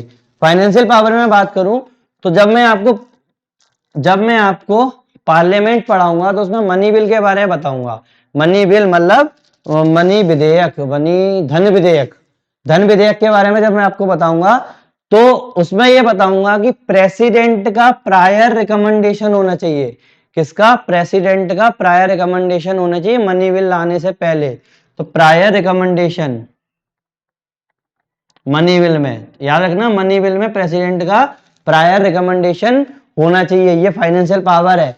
ठीक है। दूसरी चीज, अगर बजट पेश हो रहा है, अगर बजट पेश हो रहा है तो पहले वो प्रेसिडेंट के सामने रखना चाहिए। बजट पेश जो आने वाला है अभी फरवरी में, बजट अगर पेश हो रहा है तो वो प्रेसिडेंट के सामने आना चाहिए। ये भी फाइनेंशियल पावर हो गई ना। अगर आपको कंटिंजेंसी फंड से अप्रत्याशित व्यय से, अप्रत्याशित व्यय, कंटिंजेंसी फंड क्या होता है? हम लोग को फ्यूचर के लिए एक फंड डिसाइड कर लेते हैं कि हमारे पास पैसे की कमी पड़ेगी तो हम लोग कंटिंजेंसी फंड से उसको निकाल लेंगे पैसा। गवर्नमेंट जो है, अब एक होता है कंसोलिडेटेड फंड और एक होता है कंटिंजेंसी फंड। कंसोलिडेट में तो पहले की पूरा रखा रहता है, अपन को उसी से करना होता है काम। उसमें अगर कम पड़ गए तो कंटिंजेंसी फंड से निकाल लेते हैं। लेकिन इससे निकालने के लिए भी प्रेसिडेंट का रिकमेंडेशन चाहिए। और सबसे बड़ी बात जो है फाइनेंशियल की, जो फाइनेंस कमीशन जो होता है, फाइनेंस आयोग जो होता है, अब मैं नेक्स्ट वीडियो में उसका हिंदी में ढूंढ लूंगा जब मैं आयोग कराऊंगा। तो फाइनेंस कमीशन जो होता है, इसको भी कॉन्स्टिट्यूट कौन कराते हैं? प्रेसिडेंट कराते हैं हर 5 साल में। अभी कौन सा आया था? 11th finance commission. ठीक है। तो ये हो गया, इसको भी हर 5 साल में इसको कॉन्स्टिट्यूट कौन कराते हैं? अपने प्रेसिडेंट। तो मैंने कितनी बता दी आपको? फाइनेंशियल बता दी, जुडिशियल बता दी। अब 2 बची है जो सबसे बड़ी है, एग्जीक्यूटिव और लेजिस्लेटिव। ये हो गई आप कितनी बड़ी। अब मैं अगर एग्जीक्यूटिव की बात करूं, एग्जीक्यूटिव पावर्स की मैं बात करूं, तो पहली पावर हो गई कि जो गवर्नमेंट के जितने भी एक्शन लिए जाते हैं, गवर्नमेंट ऑफ इंडिया के जितने भी एक्शन लिए जाते हैं वो प्रेसिडेंट के नाम से ही लिए जाते हैं। सारा का सारा काम किसके नाम पे हो रहा है? प्रेसिडेंट के नाम पे हो रहा है। तो एग्जीक्यूटिव है, ऑब्वियस सी बात है, एग्जीक्यूट करा रही है किसी भी पॉलिसी को, तो कौन के नाम पे किए जा रहे हैं? ये सब प्रेसिडेंट के नाम पे किए जा रहे हैं। और एग्जीक्यूटिव में कौन भी अपने प्राइम मिनिस्टर भी है, तो प्राइम मिनिस्टर को अपॉइंट कौन करते हैं? प्रेसिडेंट करते हैं, प्रेसिडेंट करते हैं। साथ में काउंसिल ऑफ मिनिस्टर, अब चूंकि काउंसिल ऑफ मिनिस्टर को अपॉइंट किया जाता है, उसका हेड होता है प्राइम मिनिस्टर, तो ऑब्वियस सी बात है कौन करते हैं, किसके अब इसको रिकमेंड कौन करते हैं? काउंसिल ऑफ मिनिस्टर को प्राइम मिनिस्टर, और प्राइम मिनिस्टर को अपॉइंट कौन करते हैं? प्रेसिडेंट करवाते हैं। ठीक है, प्रेसिडेंट करवाते हैं। अब वो स्टेट की बात नहीं कर रहा हूँ, स्टेट में गवर्नर करवाते हैं, सीएम वगैरह है, लेकिन अपने यूनियन की बात चल रही है, पूरी की पूरी यूनियन में करा रहा हूँ, तो कौन करवाते हैं? प्रेसिडेंट करवाते हैं। ऐसे ही ये और लोगों को भी अपॉइंट करते हैं। किस किस को अपॉइंट करते हैं? CAG of India, controller auditor general of India. ऐसे ही election commissioner, election commissioner of India, election commissioner of India. ऐसे ही chairman, chairman and member of UPSC, chairman and member of UPSC. Governor of state, governor of state, इनको भी यही appoint करा रहे हैं। अब ये सब एग्जीक्यूटिव के पार्ट है ना, इसीलिए इनको भी ये सब लोग एग्जीक्यूट करा रहे हैं। मेंबर ऑफ फाइनेंस कमीशन, अब चूंकि फाइनेंस कमीशन ये अपॉइंट कर रहे हैं, जो कॉन्स्टिट्यूट कर रहे हैं, तो मेंबर ऑफ फाइनेंस कमीशन भी यही फाइनेंस कमीशन अपॉइंट कराएंगे। कौन किस किसको अपॉइंट करा रहे हैं? मैं छोटी सी लिस्ट लिखी है, इतनी बड़ी भी नहीं है, बाद में और वो भी कराते हैं, लेकिन अपन को क्या क्या दिमाग में रखेंगे कि पीएम और काउंसिल ऑफ मिनिस्टर को कौन अपॉइंट कराता है? प्रेसिडेंट। ऐसे ही controller auditor general of India को कौन कराते हैं? अपने प्रेसिडेंट। इलेक्शन कमिश्नर को कौन कराते हैं? अपने प्रेसिडेंट। चेयरमैन और मेंबर को कौन, और मेंबर ऑफ यूपीएससी को कौन कराते हैं? प्रेसिडेंट। गवर्नर ऑफ स्टेट को कौन कराते हैं? President. Member of finance commission को कौन कराते हैं? प्रेसिडेंट। ये दो बार अपन ने देख लिया कि फाइनेंस कमीशन को भी यही कर रहे हैं, इसीलिए ये कराते हैं। अगर देखा जाए तो ये प्राइम मिनिस्टर को सजेस्ट भी करते हैं कि कुछ अपनी रिपोर्ट्स लेके आओ, कुछ अपनी रिपोर्ट्स लेके आओ, जिससे आप लोग अपनी इस पे पॉलिसीज पे ध्यान दे पाए, इसको भी ये भी करते हैं। साथ में अगर बोला जाए इंटर स्टेट काउंसिल, मैं बात करूं, अगर मैं बात करूं तो ये कमीशन बिठा सकते हैं, एक कमीशन बिठा सकते हैं ये इन्वेस्टिगेट करने के लिए SC ST और OBC की क्लास की कंडीशन को इन्वेस्टिगेट करने के लिए। क्या करूं यहाँ पे? SC ST और OBC की जो कंडीशन जो चल रही है उसको इन्वेस्टिगेट करने के लिए एक कमीशन अपॉइंट कर सकते हैं। अब पूरी की पूरी डायरेक्ट पावर है इनके पास, खुद ही अपॉइंट करते हैं कि जो भी कंडीशन है वही। अब जैसे आपने जब आपको याद हो, पहले सिलेबस में SC ST वगैरह जब चलते थे, सिलेबस में जो था MPPSC के में, तो उसमें हर जगह यही सुना जाता था, पढ़ा जाता था कि प्रेसिडेंट ने इसको अपॉइंट किया, प्रेसिडेंट ने इसको अपॉइंट किया। तो यही है वो चीज। अब चूंकि एग्जीक्यूटिव का फंक्शन है ना ये, तो इसी में आ गया।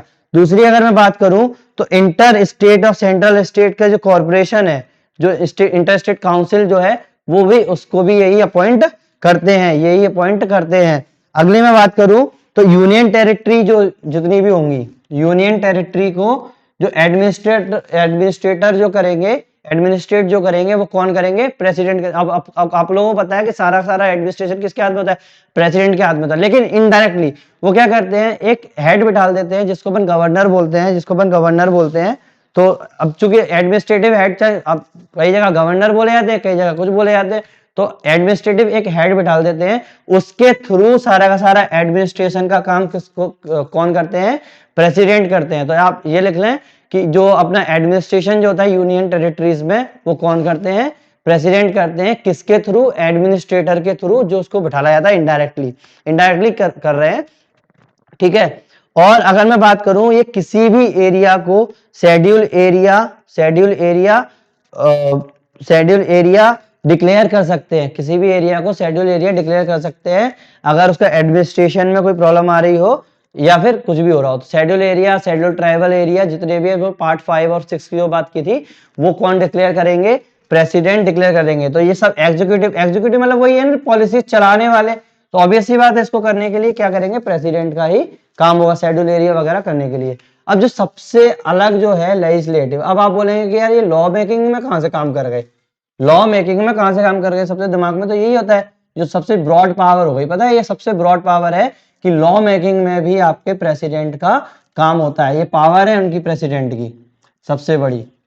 लॉ मेकिंग में कैसे पावर हो गई, लेजिस्लेचर क्या करता है, लेजिस्लेशन क्या करता है, आपका जो है प्रेसिडेंट लॉ जो बनाते हैं। तो लेजिस्लेशन में क्या हो गई, पहली पावर क्या हो गई कि जितनी भी आपकी जो लोकसभा और राज्यसभा की जो बैठकें हैं, लोकसभा और राज्यसभा की जो बैठकें हैं वो कौन बुलाएंगे, प्रेसिडेंट बुलाएंगे, प्रेसिडेंट बुलाएंगे। मतलब सीधी सीधी बात है कि ये किसी भी पार्लियामेंट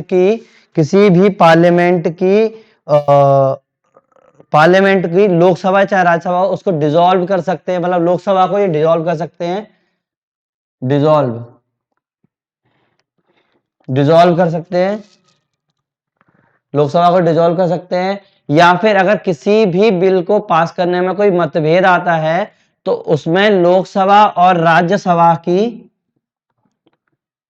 ज्वाइंट सिटिंग बिठा सकते हैं। जैसे मैंने कल के लास्ट वीडियो में जो मैंने बताया था कि ज्वाइंट सिटिंग बिठा सकते हैं। और ज्वाइंट सिटिंग, अब मैंने बताया था कि ज्वाइंट सिटिंग किस केस में नहीं बैठेगी, एक तो अपने कॉन्स्टिट्यूशनल अमेंडमेंट एक्ट में नहीं बैठेगी और एक अपनी मनी बिल में नहीं बैठेगी। तो ज्वाइंट सिटिंग बिठा सकते हैं, लेकिन उसको प्रिसाइड कौन करेगा। अब चूंकि अब लोकसभा का जो प्रेसिडेंट होते हैं वो स्पीकर हो गए, ऐसे ही अगर मैं बात करूं राज्यसभा के प्रेसिडेंट हो गए वो गए वाइस प्रेसिडेंट हो गए।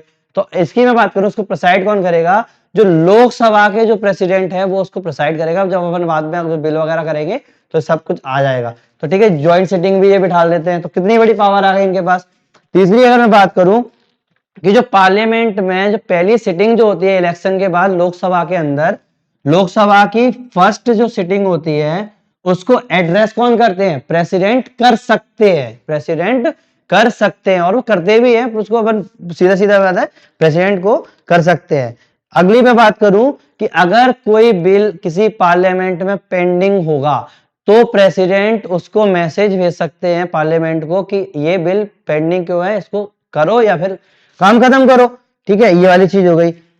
अगली बात जो करो, जो डायरेक्ट जो उसको पावर में बोलूंगा, तो राज्यसभा में 12 मेंबर को, याद रखना 12 मेंबर को नॉमिनेट करते हैं। और नॉमिनेट किस किस को करते हैं, जिनने स्पेशल डिग्री ले रखी हो, स्पेशल उनके पास नॉलेज हो, किससे रिलेटेड, आर्ट, साइंस, लिटरेचर या फिर कोई भी सर्विस हो उससे रिलेटेड, कोई भी अगर उनको स्पेशल नॉलेज है तो 12 मेंबर को राज्यसभा में ये नॉमिनेट कर सकते हैं। कर सकते कि करते ही हैं, ज्यादातर जैसे मैं बताया था करते ही हैं। ऐसे लोकसभा के अंदर 2 लोगों को नॉमिनेट करते हैं, 2 याद रखना, 2 लोगों को कौन करते हैं, प्रेसिडेंट करते हैं। वो कौन सा होना चाहिए, एंग्लो इंडियन रेस के होने चाहिए, किसके, एंग्लो इंडियन कम्युनिटी के होने चाहिए, Anglo Indian Anglo Indian community के होने चाहिए। ठीक है, अब अगर मैं बात करूं कि इलेक्शन कमीशन में अगर कोई भी डिस्प्यूट आता है, इलेक्शन कमीशन के अंदर कोई भी डिस्प्यूट आता है, नहीं सॉरी, अगर पार्लियामेंट में कोई भी डिस्क्वालिफिकेशन पे अगर कोई डिस्प्यूट आता है तो इलेक्शन कमीशन की मदद से प्रेसिडेंट उसको हल करने की कोशिश कर सकते हैं। ठीक है, और अगर मैं बात करूं कि अगर आपको कोई भी कंसोलिडेटेड फंड ऑफ इंडिया से, कंसोलिडेटेड फंड,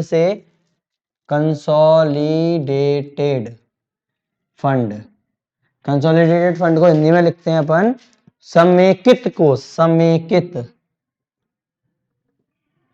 कोष, कंसोलिडेटेड फंड को हिंदी में लिखते हैं समेकित कोष। अगर समेकित कोष से अगर आपको कुछ पैसा निकालना है, अगर कोई बिल एक्सपेंडिचर बढ़ाना है तो किसकी आपको वो लेनी पड़ेगी परमिशन, मतलब उसमें कोई बाउंड्रीज बढ़ानी है, कंसोलिडेटेड फंड तो कोई भी जरूरी नहीं पड़ता कि उससे ले लें, लेकिन अगर उसको बाउंड्रीज बढ़ानी है, उसको चेंज करना है फंड को, तो किसकी परमिशन लेनी पड़ेगी, प्रेसिडेंट की परमिशन लेनी पड़ेगी। तो डायरेक्ट किसकी बात, अब चूंकि लॉ बनेगा ना इसके ऊपर, इसीलिए लेजिस्लेचर में बात आ गई।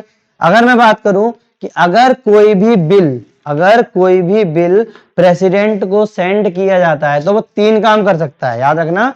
अगर कोई भी बिल, अगर लोकसभा या सभा में पास होने के बाद अगर कोई भी बिल प्रेसिडेंट को भेजा जाता है तो वो 3 काम कर सकता है। वो 3 काम कर सकता है। पहला कि वो एसेंट दे सकता है अपना, मतलब अपना पक्ष दे सकता है, मतलब उस पर सीधा सीधा साइन कर देगा कि हाँ भैया ये बिल पास कर दो, मैंने मान लिया। एक तो असेंट दे सकता है, दूसरा उसको वो विद होल्ड कर सकता है, मतलब अपने पास रख सकता है। तीसरा उसको वो रिटर्न कर सकता है, उसको वो रिटर्न कर सकता है कि भैया नहीं, ये मेरे को पसंद नहीं आया और आप इसको दोबारा से कंसिडर कीजिए और जो आप इसमें लेके आइए, संशोधन लेके आइए और जो भी करना है करिए। लेकिन इसकी एक कंडीशन होती है कि अगर प्रेसिडेंट ने एक बार बिल रिटर्न कर दिया और लोकसभा या राज्यसभा ने चाहे वो उसमें अमेंडमेंट लेके आए या ना लेके आए, अगर वैसा का वैसा बिल दोबारा से भेज दिया तो प्रेसिडेंट को एसेंट देना ही पड़ेगा। याद रखना, प्रेसिडेंट को एसेंट देना ही पड़ेगा। ये सबसे बड़ी कंडीशन है कि रिटर्न वो केवल एक ही बार कर सकता है।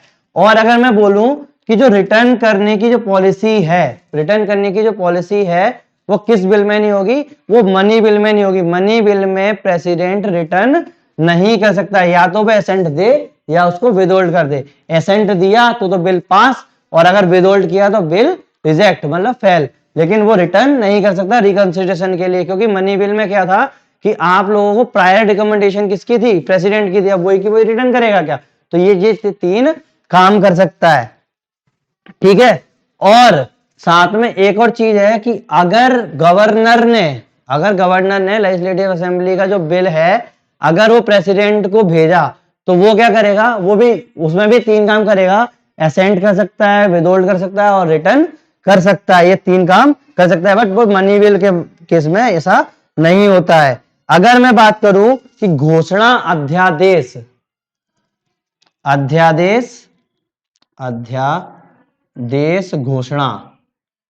घोषणा, ये अच्छी पावर है इसकी, अध्यादेश घोषणा की, मतलब ऑर्डिनेंस पावर,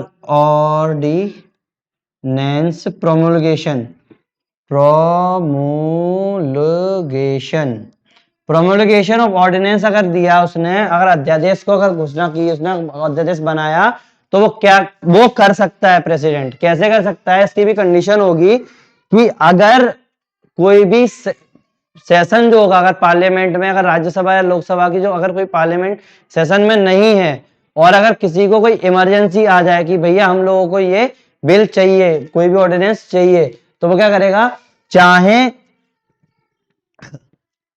अगर पार्लियामेंट सेशन में नहीं है तो क्या होगा, पार्लियामेंट की कोई भी हाउस अगर सेशन में नहीं है, पार्लियामेंट का कोई भी हाउस अगर सेशन में नहीं है, चाहे वो लोकसभा हो चाहे वो राज्यसभा हो, चाहे वो लोकसभा हो चाहे भी राज्यसभा हो, तो वो अध्यादेश ला सकता है।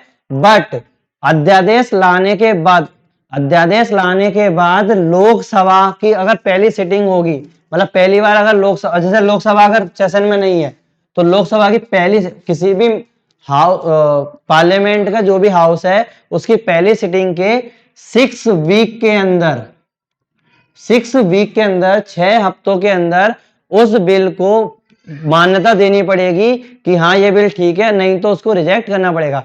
अब चाहे वो मैक्सिमम 6 वीक की बात कर रहा हूँ, 6 वीक मैक्सिमम, वो चाहे तो पहले हफ्ते में उसको मान्यता खत्म कर दे या फिर, लेकिन मैक्सिमम 6 वीक के अंदर उसको मान्यता देनी पड़ेगी कि हाँ ये ऑर्डिनेंस ठीक है। ठीक है, तो अब अगर मैं बोलूं कि वो अध्यादेश कब ला सकते हैं प्रेसिडेंट, अध्यादेश लाने का सीधा सीधा वो है कि अगर दोनों ही अगर नहीं होती उसमें सेशन में तो प्रेसिडेंट अध्यादेश ला सकता है। अगर इन दोनों में से कोई भी एक होगी तो अध्यादेश ला सकता है, क्योंकि अगर कोई भी ऑर्डिनेंस को लॉ बनाना है तो दोनों हाउस ऑफ द पार्लियामेंट में इसको पास होना जरूरी है, दोनों हाउस ऑफ द पार्लियामेंट में इसको पास होना जरूरी है, इसीलिए वो दोनों का काम भी कर सकता है। तो अगर कोई भी एक हाउस ऑफ द पार्लियामेंट, चाहे लोकसभा हो चाहे राज्यसभा हो, अगर सेशन में नहीं है तो क्या होगा, इस अध्यादेश को वो ला सकता है। ये सबसे बड़ी कंडीशन है।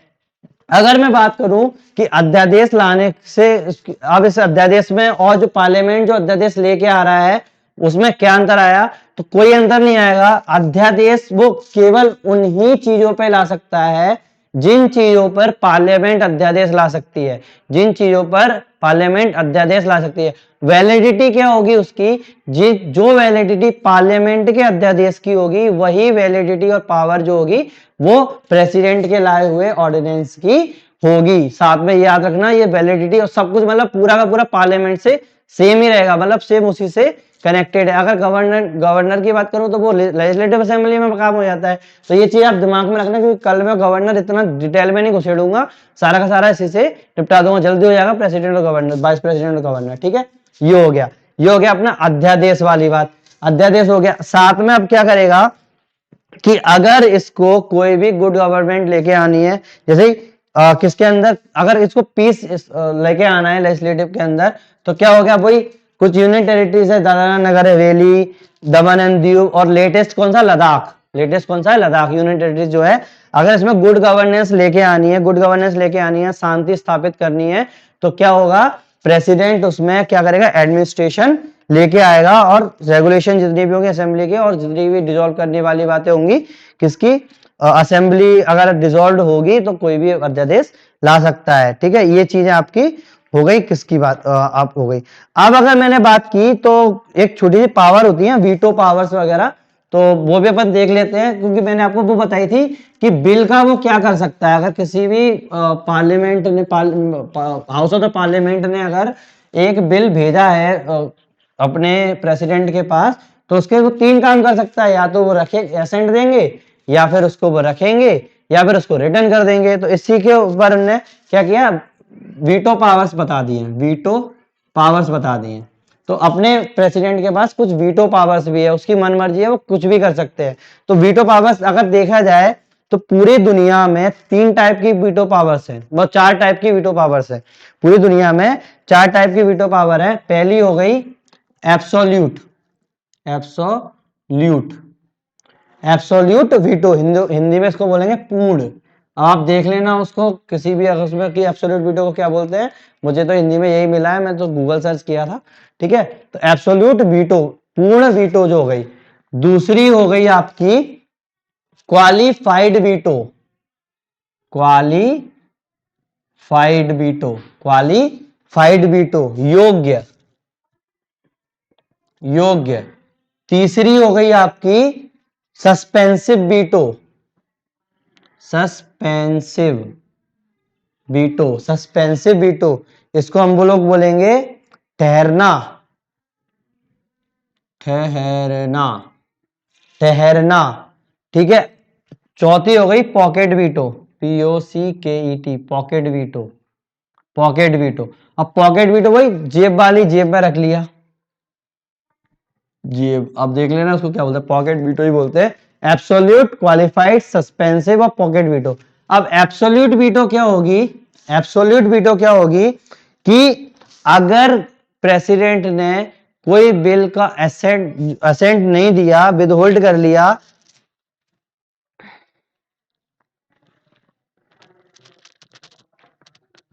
अगर उसको एसेंट को विदहोल्ड कर लिया, अगर विदहोल्ड कर लिया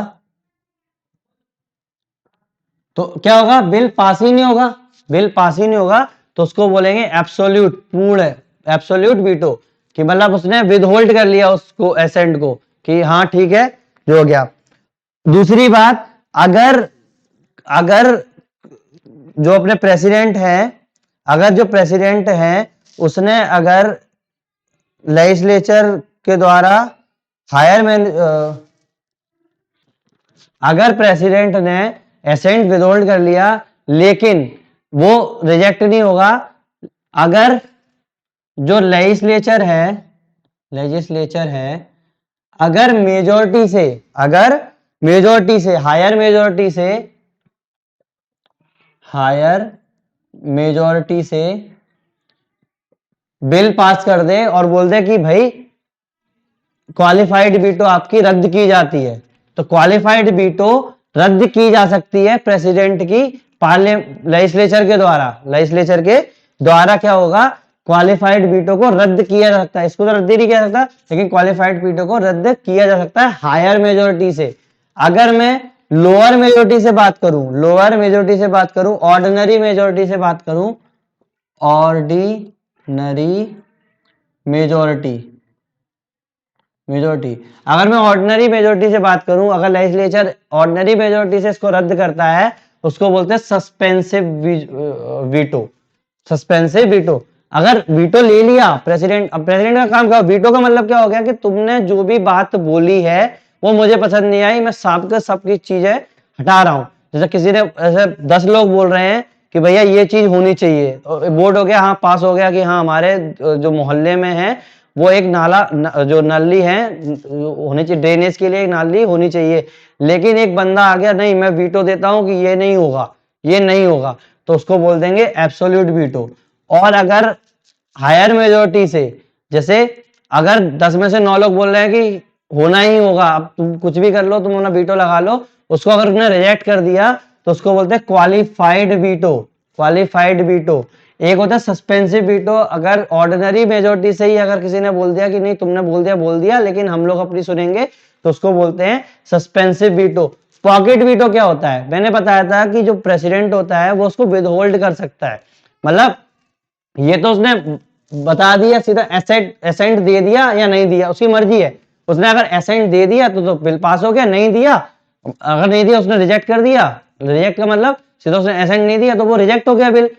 अब अगर वो प्रेसिडेंट के पास कोई बिल जाता है तो ना तो वो एसेंट कर रहा है ना तो उस पर साइन कर, उस पर मतलब ना तो ये बोल रहा है कि हाँ ये मैंने पास मान लिया, या फिर ये बोल दिया ना मैंने पास माना, उसने क्या किया, हाँ मैं सोचेंगे, इसको क्या किया जेब में रख लिया बस सीधा सीधा बिल, हाँ सोचेंगे मैं करता हूँ साइन करता हूँ, वही जो आजकल लोग गवर्नमेंट ऑफिस में ज्यादातर होता है, हाँ मैं कल करता हूँ, मैं कल करता हूँ, तो कल कल करके उसने क्या विद होल्ड कर लिया, तो ये अब ऑब्वियस सी बात है पेंडिंग हो गया अपने प्रेसिडेंट के पास, तो उसने क्या किया पॉकेट में रख लिया, पॉकेट वीटो हो गई, तो वो उसकी कोई भी लिमिट नहीं है, वो कितने दिन के लिए भी उसको पॉकेट में रख सकता है उस बिल को, तो इस टाइप से हो गई पॉकेट वीटो, ठीक है। तो हम लोगों के इंडिया में कौन कौन से हैं, इसमें से क्वालिफाइड वीटो हमारे इंडिया में नहीं है, हमारे इंडिया के प्रेसिडेंट के पास 3 वीटो पावर्स दी गई है, एब्सोल्यूट वीटो, सस्पेंसिव वीटो और पॉकेट वीटो। और जो क्वालिफाइड वीटो जो है वो यूएसए के प्रेसिडेंट में है, अमेरिका के प्रेसिडेंट के पास है, वो है क्वालिफाइड वीटो, हमारे पास केवल 3 है, एब्सोल्यूट, सस्पेंसिव और पॉकेट वीटो, ये 3 वीटो पावर्स हैं अपने पास है। अगर मैं एग्जांपल दूं सस्पेंसिव वीटो कब हम लोगों ने यूज की थी, मतलब किस गवर्नमेंट ने यूज की थी, तो 1968 में जो प्रेसिडेंट जेल सिंह जो थे, प्रेसिडेंट जेल सिंह जो थे, उन्होंने क्या किया था, एक कोई बिल आया था Indian post office amendment bill, Indian post office amendment bill, तो उन्होंने बोला ठीक है मैं इस पर साइन करता हूं, अब बिल पास हो गया था दोनों जगह से जो भी है, तो उन्होंने क्या किया ठीक है मैं करता हूं, उन्होंने रख लिया पॉकेट के अंदर, उन्होंने रख लिया पॉकेट के अंदर। ऐसे ही जैसे एक और आया था फ्रीडम ऑफ प्रेस के बारे में भी आया था, इसने क्या किया था फ्रीडम ऑफ प्रेस पे रोक लगाने की कोशिश की थी, तो अगले जो प्रेसिडेंट आए थे, अगले प्रेसिडेंट जो आए थे आर वेंकट रमन, तो उन्होंने क्या किया था, अब चूंकि अभी तक तो उन्होंने पॉकेट में रख लिया था उस बिल को, पास हो नहीं पाया था क्योंकि इतनी रिस्ट्रिक्शन लगाने वाले थे, उन्होंने पॉकेट में रख लिया कि हाँ ठीक है मैं करता हूं, तो उसके बाद दूसरे प्रेसिडेंट जैसे ही आए, आर वेंकटरमन जो प्रेसिडेंट है जेल सिंह ने तो उसको रख लिया था, लेकिन दूसरे प्रेसिडेंट आए उन्होंने क्या किया रिकंसिडरेशन के लिए भेज दिया, भेज सकते हैं रिकंसिडरेशन के लिए, अब तो पॉकेट वीटो का मतलब है ना तो वो उसको रिकंसिडरेशन के लिए भेज रहे हैं, ना उसमें एसेंट दे रहे हैं, ना उसको रिजेक्ट कर रहे हैं, उन्होंने रख लिया, उन्होंने भेजा, तब तक सरकार बदल गई, राजीव गांधी सरकार थी उससे पहले, अब जैसे सरकार बदली तो उन्होंने बोला नहीं ठीक है हम तो रिजेक्ट कर रहे हैं इसको, बिल को उन्होंने बिल जो था उसको पास ही नहीं किया, तो बिल को ड्रॉप कर दिया, इस टाइप की चीजें हो गई। अब अगर मैं छोटी सी बात करूं, अगर मैं एक ग्लांस में लूं वीटो पावर को तो कैसे ले सकते हैं, मैं इस पर लिख देता हूं क्योंकि वीडियो लंबा हो जाएगा। तो दोस्तों मैं वीटो की अगर मैं बात करूं कि किस किस बिल में वो क्या क्या कर सकते हैं वीटो के हिसाब से, तो सेंट्रल लेजिस्लेशन और स्टेट लेजिस्लेशन दोनों में बात चलेगी। तो सेंट्रल लेजिस्लेशन में अगर कोई ऑर्डिनरी बिल होगा तो उसको या तो वो रेटिफाई कर सकते हैं, मतलब अपना एसेंट दे सकते हैं, सहमति दे सकते हैं, या उसको रिजेक्ट कर सकते हैं, या उसको रिटर्न कर सकते हैं, ये तीनों काम कर सकते हैं। लेकिन अगर मैंने मनी बिल की बात करी, धन विधेयक की बात करी, तो वो या तो उसको एसेंट दे सकते हैं, रेटिफाई कर सकते हैं या उसको रिजेक्ट कर सकते हैं, लेकिन उसको रिटर्न नहीं कर सकते, दोबारा वापस भेज नहीं सकते कि रिकंसिडरेशन करो। क्यों? पहली बात तो ये कि प्रायर रिकमेंडेशन के कारण आया है। दूसरी बात ये कि अगर कोई बजट आ रहा है, कोई मनी बिल आ रहा है, तो ऑब्वियस सी बात है अगर उसको रिटर्न करेंगे तो टाइम लगेगा और पैसे की तो हर किसी को जरूरत होती है, तो ये भी एक कारण हो सकता है। ठीक है, तो रिटर्न नहीं कर सकते। अब कॉन्स्टिट्यूशनल अमेंडमेंट बिल की मैं बात करूं, कॉन्स्टिट्यूशनल अमेंडमेंट बिल, एक्ट नहीं है, बिल, सब बिल ही तो चल रहा है। कॉन्स्टिट्यूशनल अमेंडमेंट बिल की बात करूं, मैंने पहले ही आपको बताया था कि जो प्रेसिडेंट है उसको कभी भी रिजेक्ट नहीं कर सकते बिल को, उनको एसेंट देना ही पड़ेगा। तो उसकी एक ही कंडीशन है कि उनको एसेंट देना ही पड़ेगा, रेटिफाइड करना ही पड़ेगा, और रिटर्न भी नहीं कर सकते। तो कॉन्स्टिट्यूशनल अमेंडमेंट बिल को रिटर्न भी नहीं कर सकते। अब अगर स्टेट लेजिस्लेशन में जाएं तो गवर्नर जो होगा वो क्या करेंगे? गवर्नर चार काम कर सकता है, गवर्नर जो है चार काम कर सकता है, रेटिफाइड कर सकता है, रिजेक्ट कर सकता है, रिटर्न कर सकता है, और वो रिव्यू के लिए रख सकता है प्रेसिडेंट के। अब प्रेसिडेंट के रिव्यू के लिए आया, ऑब्वियसली बात है प्रेसिडेंट के रिव्यू के लिए आया, तो प्रेसिडेंट के रिव्यू के लिए आया तो ये तीन काम कर सकते हैं प्रेसिडेंट। ठीक है, यही वाले तीन काम किसके केस में? ऑर्डिनरी बिल के केस में। अगर मैं बात करूं मनी बिल की, तो मनी बिल के केस में भी, अब मनी बिल चूंकि अब स्टेट लेजिस्लेचर में भी तो मनी बिल आएगा, स्टेट का भी तो बजट पास होता है, उसमें भी जो अपने गवर्नर जो होंगे वो उसमें भी तीन काम कर सकते हैं, वही कि या तो वो देंगे या रिजेक्ट करेंगे, रिटर्न नहीं करेंगे, वो रिव्यू के लिए भेज देंगे प्रेसिडेंट को। तो प्रेसिडेंट भी वही दो ही काम कर पाएंगे, रेटिफाई कर सकते हैं और रिजेक्ट कर सकते हैं। और constitutional amendment bill, constitutional amendment bill जैसे मैंने आपको बताया था वो केवल और केवल पार्लियामेंट में ही आ सकता है, स्टेट लेजिस्लेशन में नहीं आ सकता। तो स्टेट लेजिस्लेशन में को इंट्रोड्यूस ही नहीं कर सकते, तो इसका बात ही खत्म। ठीक है, पूरी की पूरी बात ही खत्म। अब अगर मैं बोलूं कि क्या इनके पास डिस्क्रिशनरी पावर है, क्या अपने मन से ये बात कर सकते हैं, मतलब कोई भी डिसीजन ले सकते हैं? हाँ, अपने मन से ये तीन कंडीशन में डिसीजन ले सकते हैं। पहली बात तो प्राइम मिनिस्टर का अपॉइंटमेंट कर सकते हैं, अगर प्राइम मिनिस्टर का अपॉइंटमेंट कर सकते हैं अगर कोई भी पार्टी को क्लियर मेजोरिटी नहीं मिली है तो, कोई भी पार्टी को क्लियर मेजोरिटी नहीं मिली है तो, या फिर प्राइम मिनिस्टर ऑफिस के टेन्योर में मृत्यु हो जाती है, अगर उनकी मर जाते हैं तो वो भी अपनी मर्जी से वो कर सकते हैं। अगर कोई भी, अब वैसे तो डिसाइड कर लेंगे, लेकिन डिसाइड करने में कोई प्रॉब्लम आ रही है तो वो अपनी मर्जी से उसको बिठा सकते हैं। दूसरी होती है कि काउंसिल ऑफ मिनिस्टर को डिसमिस कर सकते हैं लोकसभा से, अगर वो मेजोरिटी को प्रूफ नहीं कर पा रहे हैं। नो कॉन्फिडेंस मोशन के बारे में सुना होगा कि नो कॉन्फिडेंस मोशन अगर पास होता है तो वो लोकसभा को पूरी तरीके से डिसमिस कर सकते हैं। ऐसे अगर मैं बात करूं कि अगर लोकसभा में काउंसिल ऑफ मिनिस्टर मेजोरिटी को लॉस्ट कर जाते हैं तो भी वो लोकसभा का डिसोल्यूशन कर सकते हैं। तो ये चीजें हो गई अपनी किसकी? प्रेसिडेंट की। अगर थोड़ा सा टाइम 27 मिनट अभी हुए, 1:27, तो मैं थोड़ा सा क्या कर लेता हूँ, प्रेसिडेंट भी आप लोगों को थोड़ा सा बता देता हूँ, क्योंकि इतना जाना नहीं है, टाइम नहीं लगेगा। अगर इतना देखा है तो देख ही लो प्रेसिडेंट के बारे में, क्योंकि एक ही वीडियो में हो जाएगा तो सब हो जाएगा। तो प्रेसिडेंट, वाइस प्रेसिडेंट के बारे में देख लो। वाइस प्रेसिडेंट ज्यादा नहीं है, छोटा सा ही है, इसमें ज्यादा कुछ पढ़ने लायक नहीं है। वाइस प्रेसिडेंट जो है वो आर्टिकल 63 में दिया है, आर्टिकल 63 में दिया है। और इसके जो इलेक्शन, जैसे मैंने इलेक्शन पहले बताया था, तो इसके इलेक्शन में जो होंगे, कौन शामिल होगा इलेक्शन? पहली बात तो कौन शामिल होगा कि जो इलेक्टेड और नॉमिनेटेड मेंबर हैं, कौन? Elected and nominated member of Lok Sabha and Rajya Sabha. याद रखना, लोकसभा एंड राज्यसभा, पार्लियामेंट के जो इलेक्टेड और नॉमिनेटेड मेंबर इसमें शामिल होंगे। But legislative assembly, legislative council, union territory की लेजिस्लेटिव असेंबली, ये कोई भी शामिल नहीं होगा इसमें मेंबर।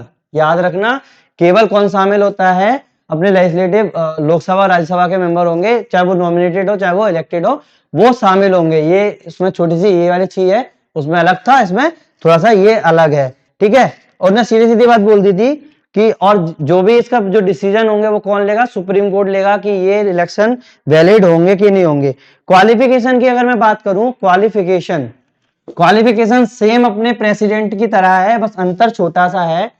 क्वालिफिकेशन की मैं बात करूं तो सेम अपने प्रेसिडेंट की तरह है, बस अंतर क्या है कि इस जो प्रेसिडेंट में जो क्वालिफाई कर रहे थे वो लोकसभा के इलेक्शन के एलिजिबिलिटी होनी चाहिए थी, इसमें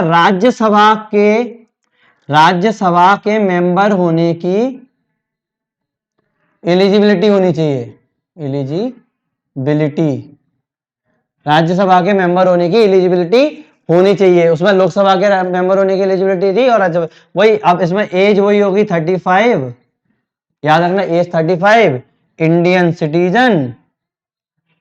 सिटीजन ऑफिस ऑफ प्रॉफिट को होल्ड नहीं करना चाहिए, ऑफ प्रॉफिट। और मैंने आपको बता दिया था कि ऑफिस ऑफ प्रॉफिट के बारे में कहीं भी कॉन्स्टिट्यूशन में नहीं लिखा है कि क्या होगा क्या नहीं होगा, लेकिन इतना लिख दिया था कि प्रेसिडेंट, वाइस प्रेसिडेंट और आपके काउंसिल ऑफ मिनिस्टर और जो गवर्नर ऑफ स्टेट है वो ऑफिस ऑफ प्रॉफिट में शामिल नहीं होंगे। तो ये चीजें आपकी हो गई, ये क्या हो गया, आपकी क्वालिफिकेशन हो गई। अगर मैं बात करूं कंडीशंस क्या होंगी इसकी उसकी, तो ये सेम वही कंडीशन होगी जो अपने प्रेसिडेंट के ऊपर लागू हो रही थी कि इसको किसी भी मेंबर ऑफ द हाउस का या लेजिस्लेटिव असेंबली का मेंबर नहीं होना चाहिए। अगर चुन लिए भी जाते हैं तो क्या होगा, चुनने के बाद क्या होगा, इनको ये छोड़नी पड़ेगी।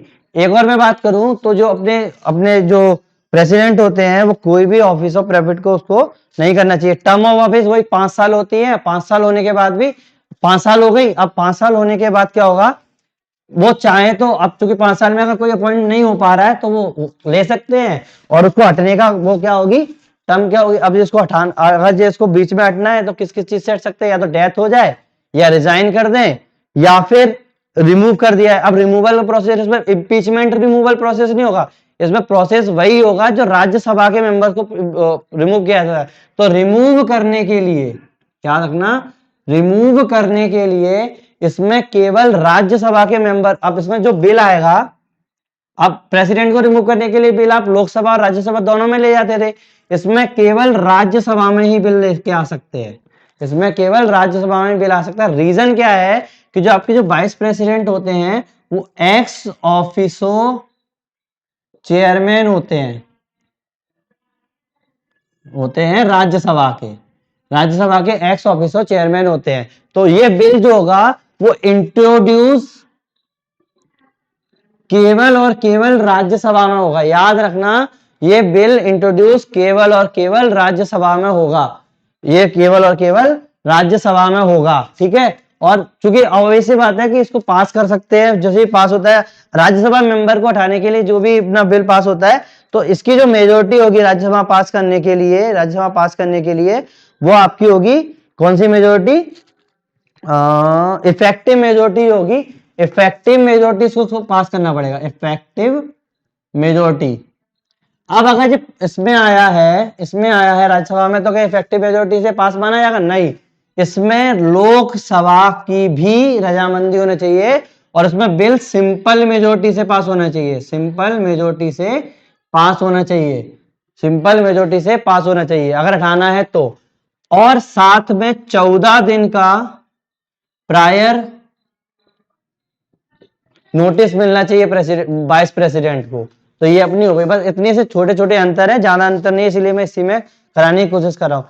पावर्स क्या होंगी वही मैंने बताया था, एक्स ऑफिसर चेयरमैन होता है राज्यसभा का, ये तो इसकी कंडीशन हो गई, मतलब राज्यसभा के हो गए, मेंबर नहीं है, याद रखना मेंबर नहीं है किसी भी उसका, ठीक है, राज्यसभा के प्रेसिडेंट हो गए। अब अगर प्रेसिडेंट की कोई भी वैकेंसी आती है, मतलब उसको खाली हो जाता है, 5 साल वाला नहीं, मैं दूसरे में बताए थे, अगर उसको डेथ हो जाए, रिमूव हो जाए, इम्पीच हो जाए, जो भी है, तो उसके बाद क्या करते हैं, प्रेसिडेंट वाइस प्रेसिडेंट जो होंगे वो उसका पद ग्रहण कर सकते हैं। और इसको ओथ कौन दिलाता है, याद रखना इसको ओथ दिलाते हैं प्रेसिडेंट, चीफ जस्टिस नहीं, प्रेसिडेंट इसको ओथ दिलाते हैं।